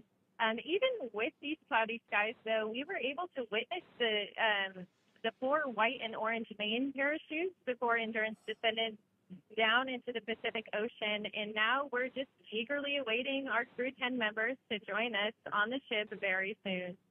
That's very exciting, Reagan. I'm so happy that you have that firsthand perspective. You mentioned the cloud cover a little bit, but overall, how have the landing conditions been from your perspective? The landing conditions were nominal this morning and within limits in regard to sea state, winds, and cloud ceiling. There was also some excitement earlier on board when we spotted not only whales, but also a pot of dolphins and a shark out on our starboard side. Currently, it's about 66 degrees out with 5 mile per hour winds and what has been described as a pretty mild sea for the ship, but what could be more of a rougher ride for the capsule itself. And irregardless, after spending 146 days aboard the International Space Station, I think this crew is going to be more than thrilled with this fun reintroduction to the planet. We're going to have to keep our eyes peeled for some whales over here, I guess. But can you tell us a little bit about the recovery journey to get to this point? Yeah, absolutely. One standout part of this recovery is that Crew-10 actually marks the first crewed Dragon, NASA mission. SpaceX, hypergol sweeps, and unfired ordnance checks are nominal. Rigging is in progress. Approximately 5 minutes until capsule lift. We have flight surgeons standing by. Please confirm crew are ready for PMC. Copy, 5 minutes. Copy, 5 minutes. Alert, cruise.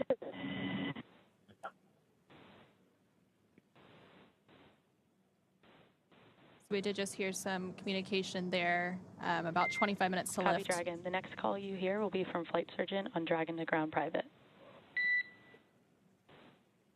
Dragon, copy. Copy. And you can see that view there of the 2 fast boats and that rigging underway. Reagan, do we still have you? Do you want to continue on about the recovery journey to get to this point? Yes, absolutely. As I was saying, one standout part of this recovery is that Crew-10 marks the first crewed NASA mission to return to the Pacific Ocean since 1975. That's 50 years ago when the Apollo-Soyuz mission ended. The landing zone shift from the Gulf and Atlantic sites shows the commercial crew program's continued flexibility and adaptations to mission needs, but this doesn't go without paying attention to new perspective challenges like marine layer and visibility issues, as well as some rougher sea states, which we are getting a slight taste of today. These are also conditions the Artemis II recovery team will be tracking ahead of their mission next year, which too will conclude with a splashdown off the Pacific coast. For today's operations, though, we started the morning by flying a series of helicopters out to the vessel. The recovery director and crew support teams were on the first flight out to help get the ship ready. And about 2 hours before splashdown, 2 fast boats and a jet ski were then placed into the water. I was on the second helicopter out here and landed on the ship Dragon, about 90. SpaceX comm check. SpaceX Dragon, we have you loud. Dragon, we have you loud and clear. Copy, Dragon. I have you loud and clear with a slight echo. For your awareness, we're going to step into transitioning the forward link now. Comm will be unavailable for approximately 5 minutes. Dragon copies. Dragon copies. And we did just hear those comm checks, and we have heard that the crew has reported that they're feeling well following their splashdown. Reagan, go ahead and tell us about your helicopter ride out to the recovery zone. Yes, as I was saying, I was on the second helicopter out here and landed on this ship about 90 minutes before splash. And I just have to say, I have never seen an execution quite like this before. Teams have been working nonstop across various disciplines all week in lockstep with each other, just making sure that every detail was in place for Crew-10's successful return. That's incredible, Reagan. So what's next for retrieving the crew? Up next, Endurance will be hoisted onto the vessel and pulled toward the egress platform on Dragon Nest at the aft end of the ship. Safety checks will then be performed before opening the side hatch to ensure there are no hypersolic vapors present. And once confirmed, NASA and SpaceX medical personnel will assist the crew out of the capsule one by one. Once the crew exits the capsule, they'll undergo medical evaluations in the med bay, and soon after that, they'll board the first helicopter out, head to the airport, and then take a NASA plane back to Houston to begin their post-flight activities. I will say, as a first-timer out here, it's important to mention that seeing a spacecraft-shaped comet shoot down from the sky has just been an incredible joy to experience. And I know I can speak for the rest of the ship when I say that it's even more exciting to be able to welcome home Anne, Nicole, Jakuya, and Kirill. In the meantime, though, we'll keep you updated every step of the way out here. And with that, I will send it back to you guys out in Hawthorne. Thank you so much, Reagan. It's incredible to hear your point of view and your perspective from the recovery ship, the Shannon, an invaluable point of view to have for today's broadcast. Towards the end of Reagan's comments, she did actually mention the Dragon Nest, where Dragon will be hoisted up onto, and you can see a little bit of a live view there on the edge of your screen. So that is where Dragon will lift up onto once it's ready. And then once it's safely there, we'll actually move inward a little bit. And then from there, the hatches will be opened and the crew will be extracted out. During the extraction of the crew, they are typically assisted, and that's completely normal. And that's completely normal during these operations. Again, they have been in the microgravity environment for about 5 months. And so some reconditioning needs to take place to reacclimate themselves to Earth's gravity.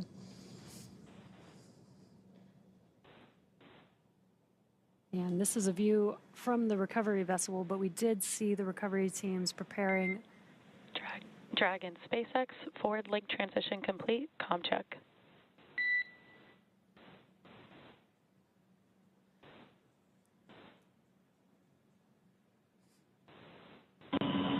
SpaceX Dragon, we have you clear with a slight echo.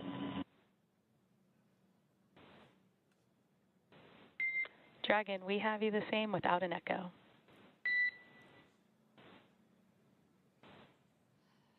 Sounds like they are trying to. Copy. Echo but readable.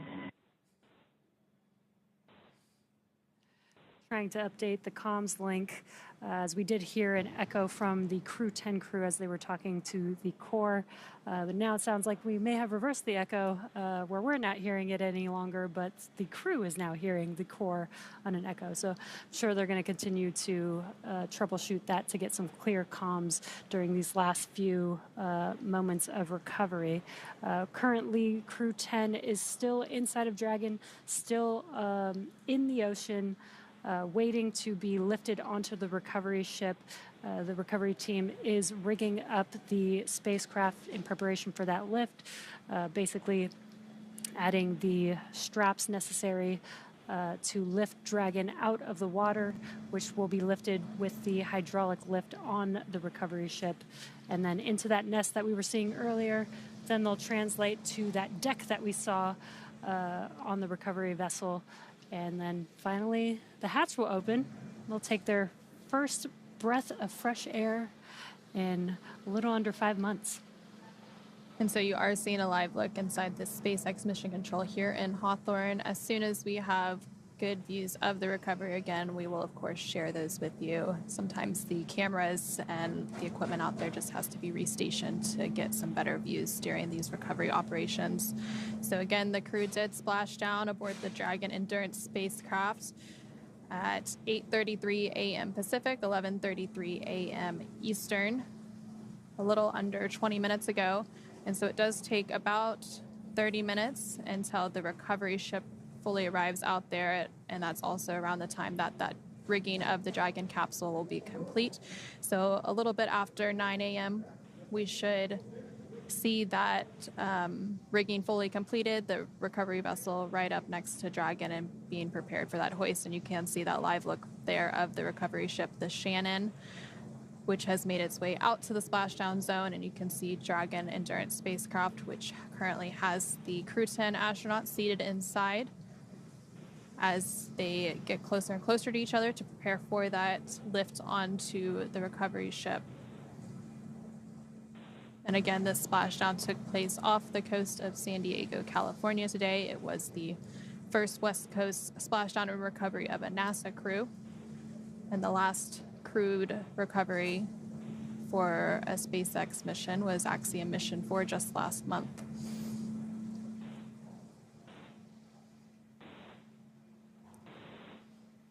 And again, we are in the Pacific Ocean at this moment.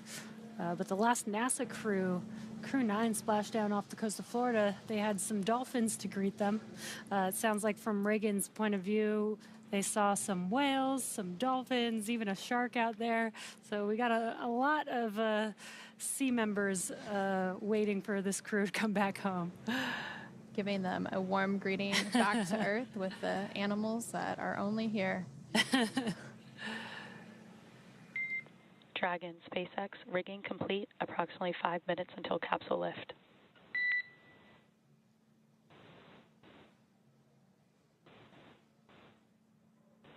SpaceX Dragon came in broken and it did not catch the second half. Understand rigging is complete. 5 minutes until capsule lift.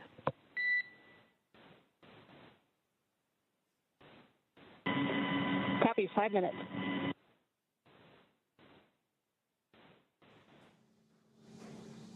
And for those of you who are just joining us, the Crew-10 members comprise of NASA astronauts Anne McClain and Nicole Ayers, alongside JAXA astronaut Takuya Onishi and Roscosmos cosmonaut Kirill Peskov, safely splashed down off the coast of San Diego, California about 20 minutes ago at 8:33 a.m. Pacific, 11:33 a.m.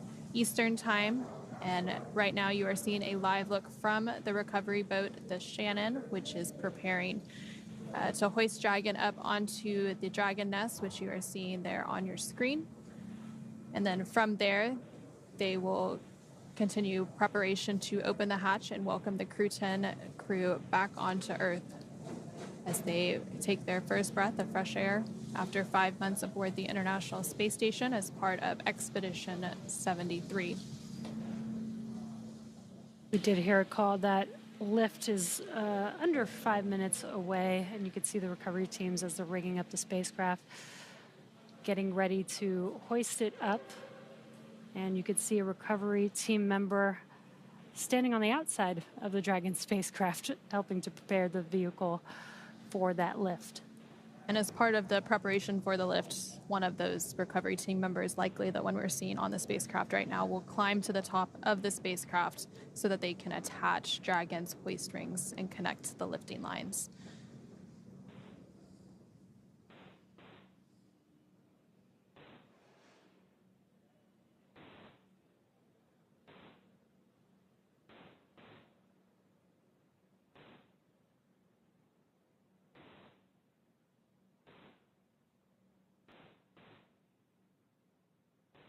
So recovering a spacecraft is a very complex operation.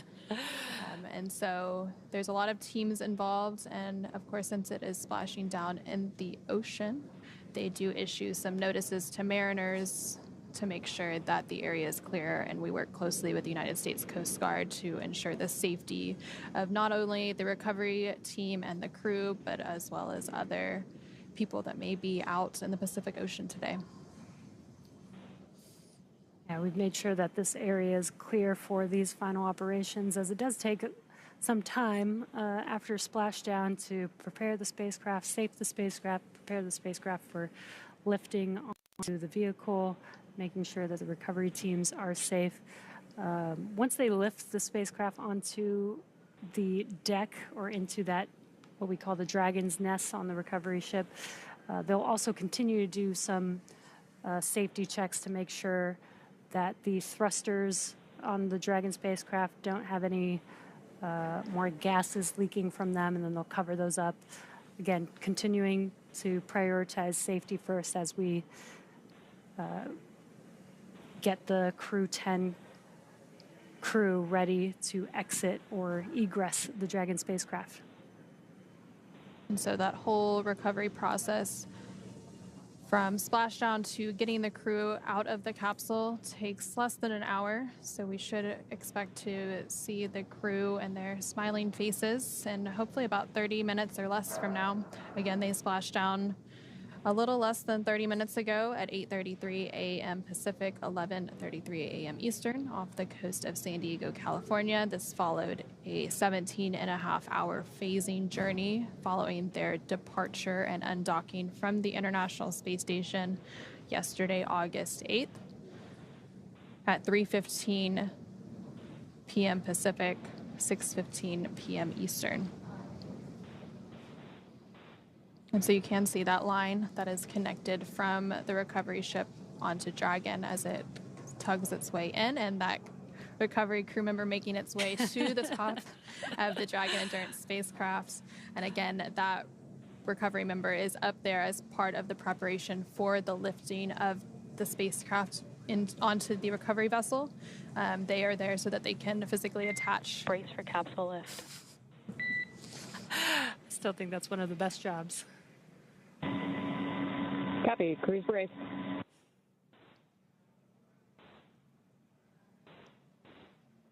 So they have physically attached those hoist rings and connected the lifting lines, and now they are preparing to lift the Dragon Endurance spacecraft onto the Shannon recovery boat momentarily.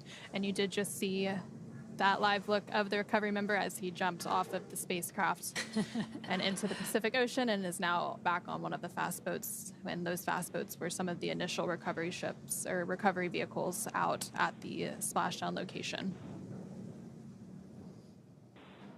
And again, we heard those comms to the crew, notifying them to prepare for the lift. Again, they can't see very much outside of the spacecraft, so knowing what operations are happening helps them understand what those moves that they're feeling are, so they know what to expect.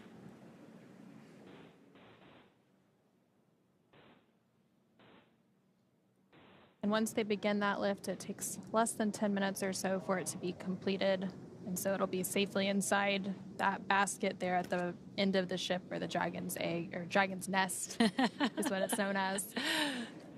And then about 10 minutes or so from then, it'll be ready for hatch open. And you do see that lift is now underway as the Dragon Endurance spacecraft makes its way onto the recovery ship, the Shannon, that is staged off the coast of San Diego, California, following splashdown of the Dragon Endurance and the Crew-10 astronauts currently aboard.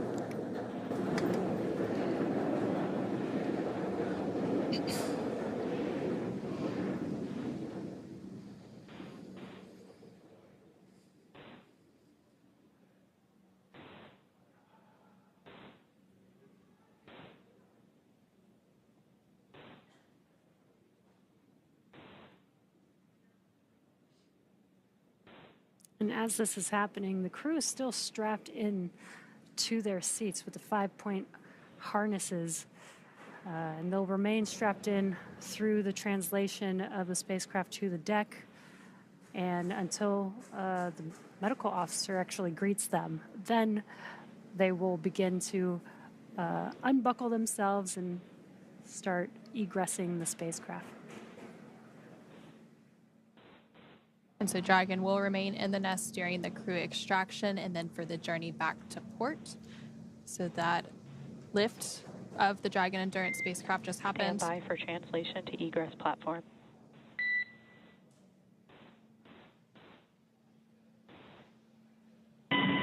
Dragon copies. And so that lift of the Dragon Endurance spacecraft is now complete. You can see it there on your screen safely in the nest on the recovery ship. And so that translation to bring it forward and closer into the ship to then prepare to open the hatches will begin momentarily. You can see some of the crew member or the recovery members there doing their final inspections and safety checks of the spacecraft before they begin that translation. And then once that translation of the spacecraft is complete on the SpaceX recovery ship, the hatches will be opened.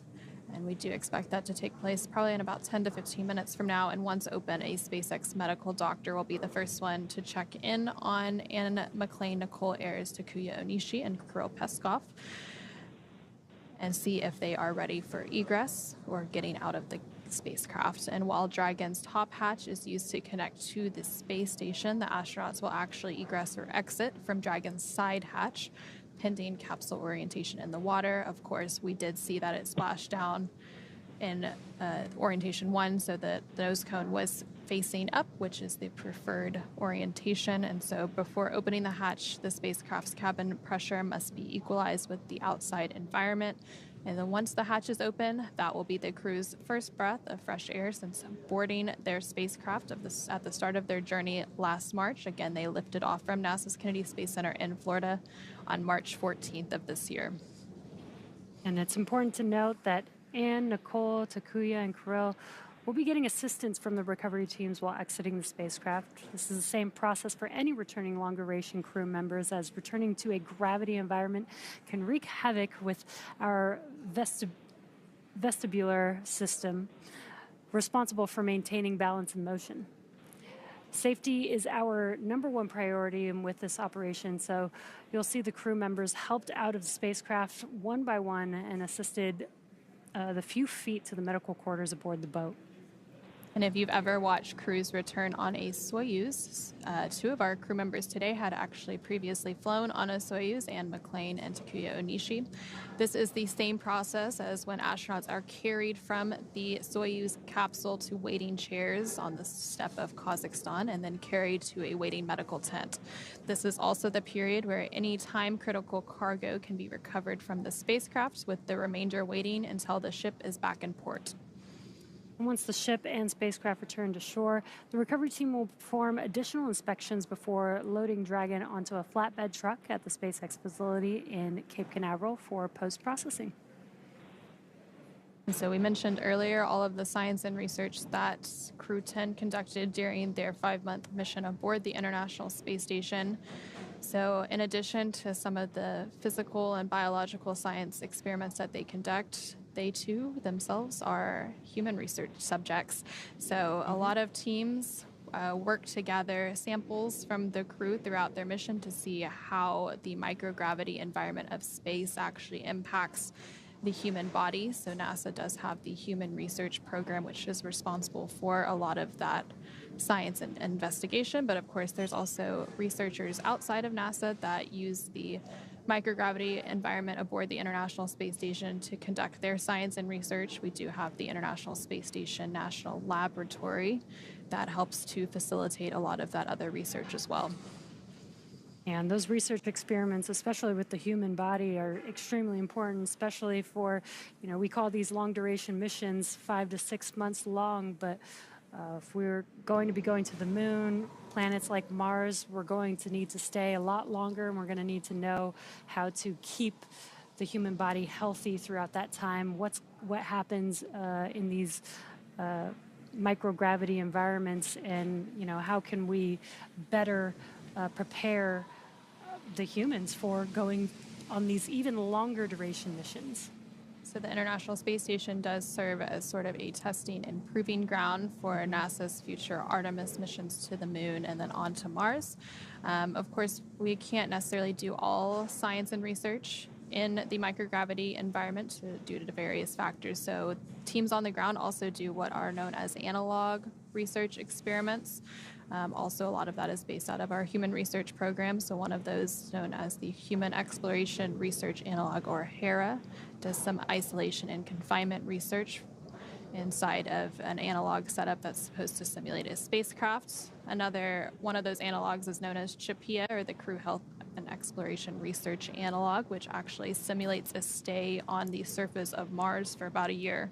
So while this International Space Station does do a lot of great research, some of that research can also be done on the ground in preparation for those long-duration exploration missions to the Moon and Mars. And you can see on your screen, the Dragon spacecraft is now translating forward to that deck that we saw earlier. Again, that deck is the height just below the hatch, which will make it a lot easier for the crew to egress the spacecraft. And so right before that translation took place, a couple of the recovery team members did do some final safety checks of the spacecraft to ensure that it was safe and ready to go for additional people to approach the spacecraft and to begin those hatch open preparations and operations to get Crew-10 out of the spacecraft and back on Earth.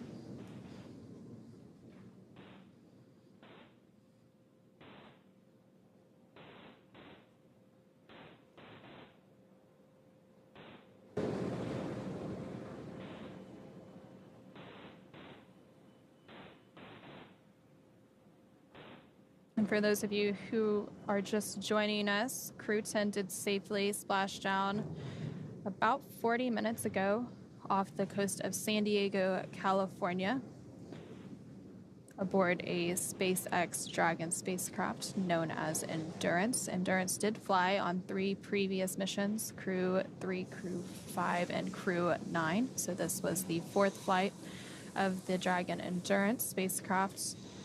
It launched to the International Space Station about 5 months ago on March 14th from NASA's Kennedy Space Center in Florida.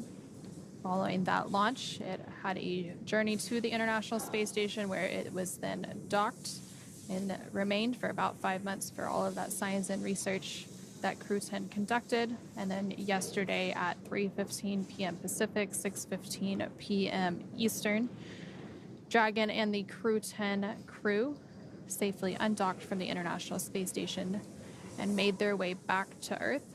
They had an about 17.5-hour journey from that undocking until their splashdown, which again took place at 8:33 a.m. Pacific, 11:33 a.m. Eastern today.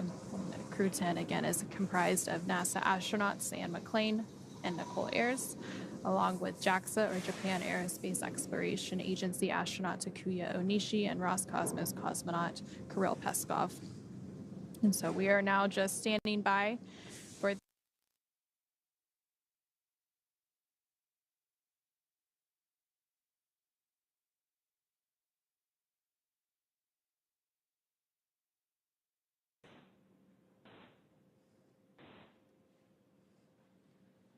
So that hatch on the Dragon Endurance spacecraft is now open, and teams are working to get Crew-10 out and back on Earth. Again, they will be initially checked out by a SpaceX medical director. You did just see him go in there a moment ago to make sure that they are feeling okay and are ready to egress or exit the spacecraft.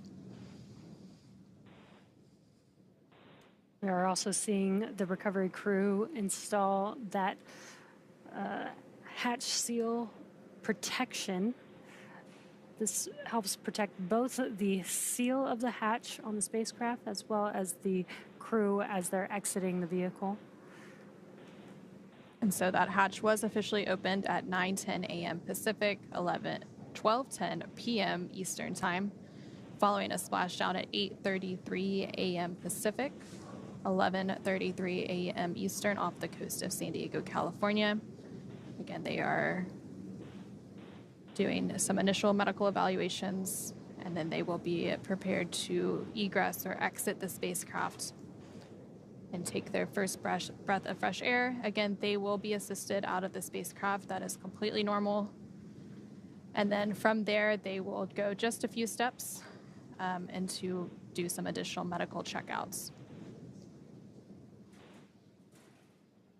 And then after the egress is finally complete and all 4 crew members are out of the spacecraft, they will take a helicopter back to dry land. And then from there in California, they will then board a NASA plane and make their way back home to Houston, Texas. You could see the recovery team again preparing for that egress or exiting the spacecraft. They are using some aids. There's going to be a little bit of a ramp to enable the crew to easily exit the spacecraft. Instead of taking that large step, they can use that ramp to exit.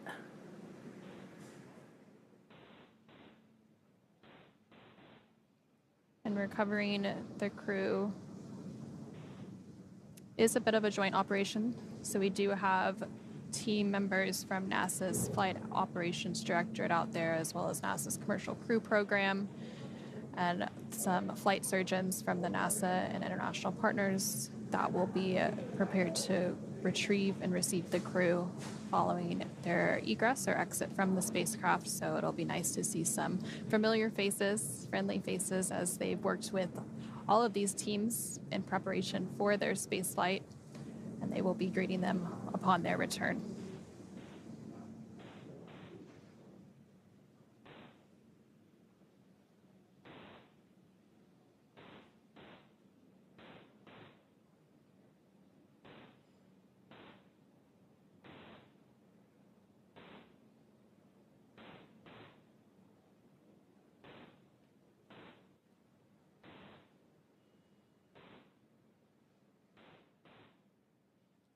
You can see that the crew is removing some of their cargo that looked like their tablets that they were using to follow along with every procedure throughout the entire mission and ride on Dragon.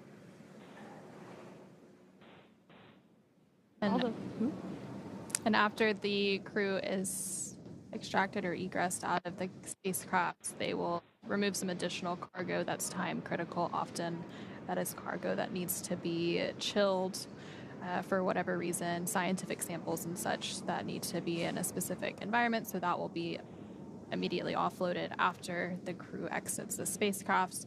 And then any additional cargo will be offloaded after it makes its way back to port off the coast of San Diego, California.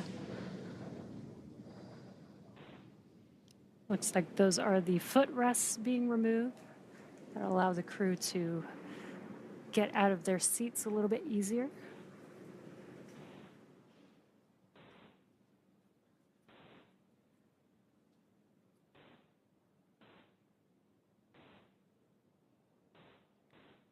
You do see one of those beds or slides that they use to help extract the crew, so we should see some of that egress taking place momentarily.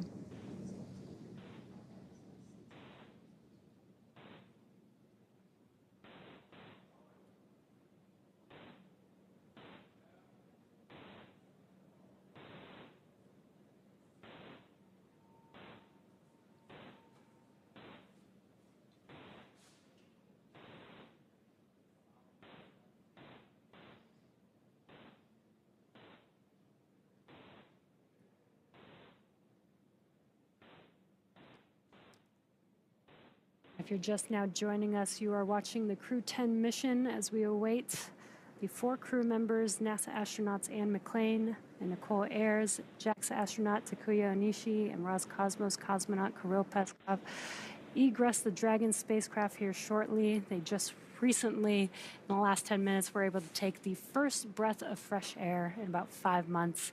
So we're excited to see them stand with gravity for the first time in 5 months. And so they will likely be assisted, so we might not see the first steps, but they will be assisted out of the capsule.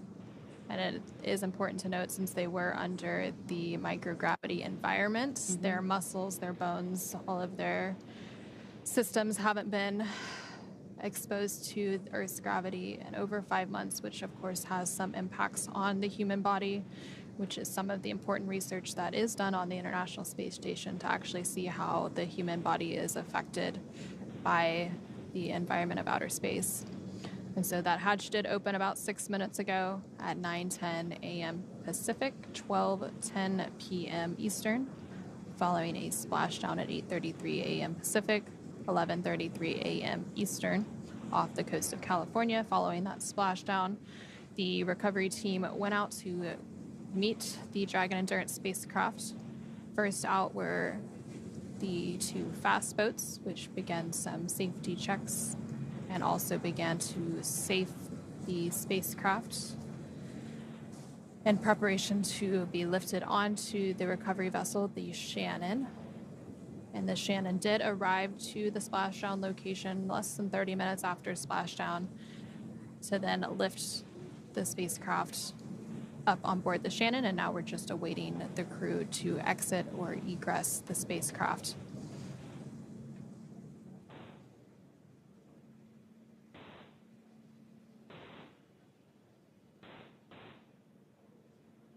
It does look like they are preparing for that crew egress here in just a moment.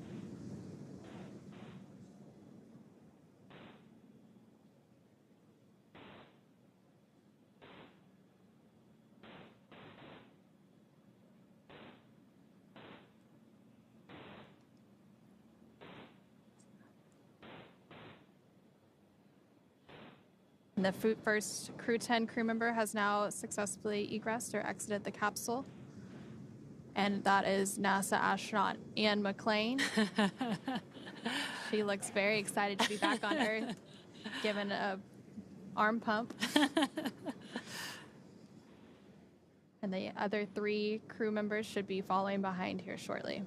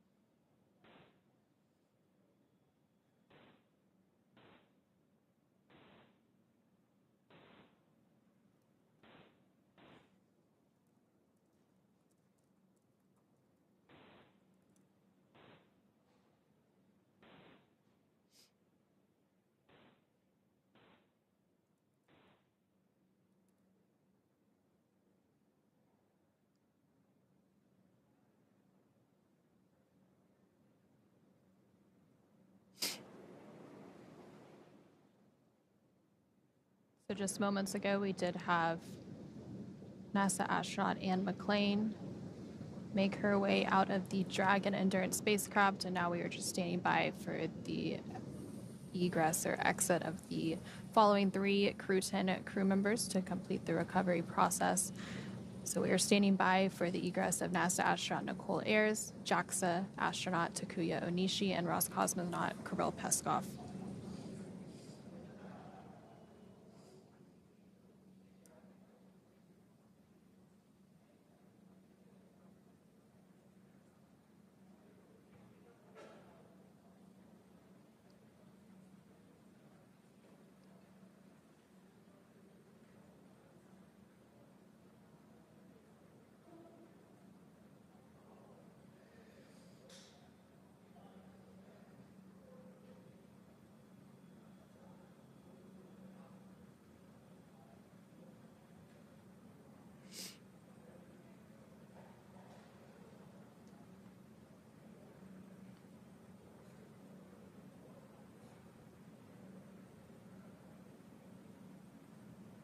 And the second Crew-10 crew member has successfully egressed the capsule, and that is NASA astronaut Nicole Ayers. So both NASA astronauts Anne McClain and Nicole Ayers have successfully egressed or exited the capsule. Anne McClain served as the Crew-10 commander, and Nicole Ayers served as the Crew-10 pilot for this mission.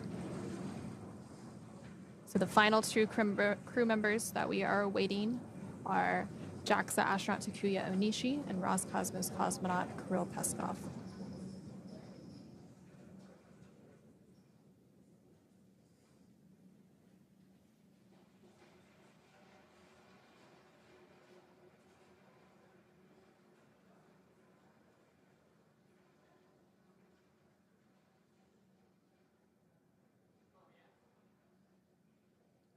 You did just see them removing 2 additional foot restraints, likely preparing to egress the final 2 Crew-10 crew members.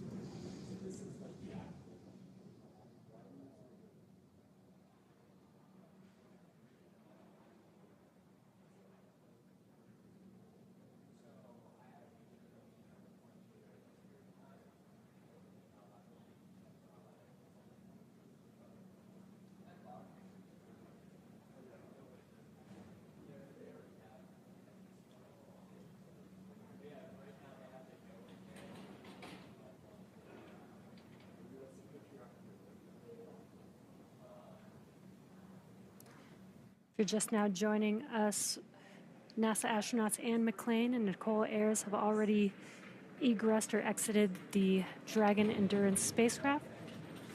And again, we are waiting for the final 2 Crew-10 members to exit. JAXA astronaut Takuya Onishi and Roscosmos cosmonaut Kirill Peskov are still inside of the Dragon spacecraft. And so the crew did complete a 148-day mission, with 146 of those days docked to the International Space Station. During that time, they completed more than 2,300 orbits around the Earth, traveling more than 62.7 million statute miles. And NASA astronaut Anne McClain, who was the first to exit the spacecraft, has now totaled 352 total days in space. This was her second space flight. Her previous mission was aboard a Soyuz spacecraft. And then this was the first space flight for NASA astronaut Nicole Ayers, who was the second to exit the spacecraft. So she now has 148 days in space.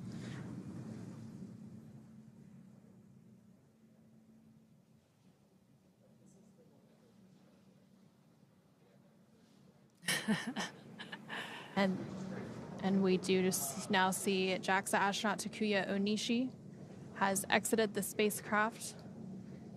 And this was also the second space flight for Onishi.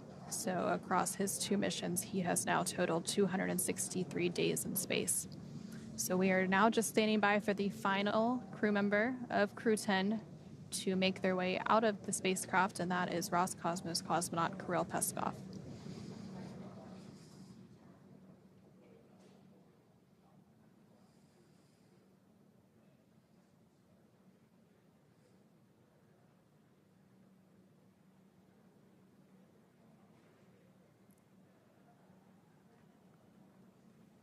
To recap a little bit, the Crew-10 mission launched aboard a Falcon 9 rocket inside a Dragon spacecraft, which you're now seeing on your screen. That launch took place from NASA's Kennedy Space Center in Florida on March 14th.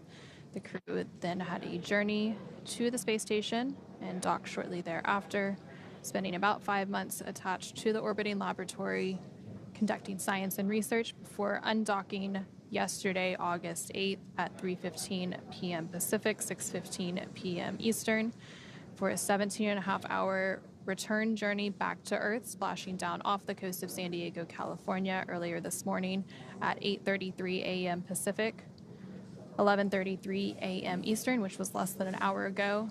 And they are working to egress the final crew member. The initial 3 crew members have already safely exited the spacecraft, and those are NASA astronauts Anne McClain and Nicole Ayers, along with JAXA astronaut Takuya Onishi. So the egress of Roscosmos cosmonaut Kirill Peskov is now underway, and you can see him making his way out of the spacecraft right now.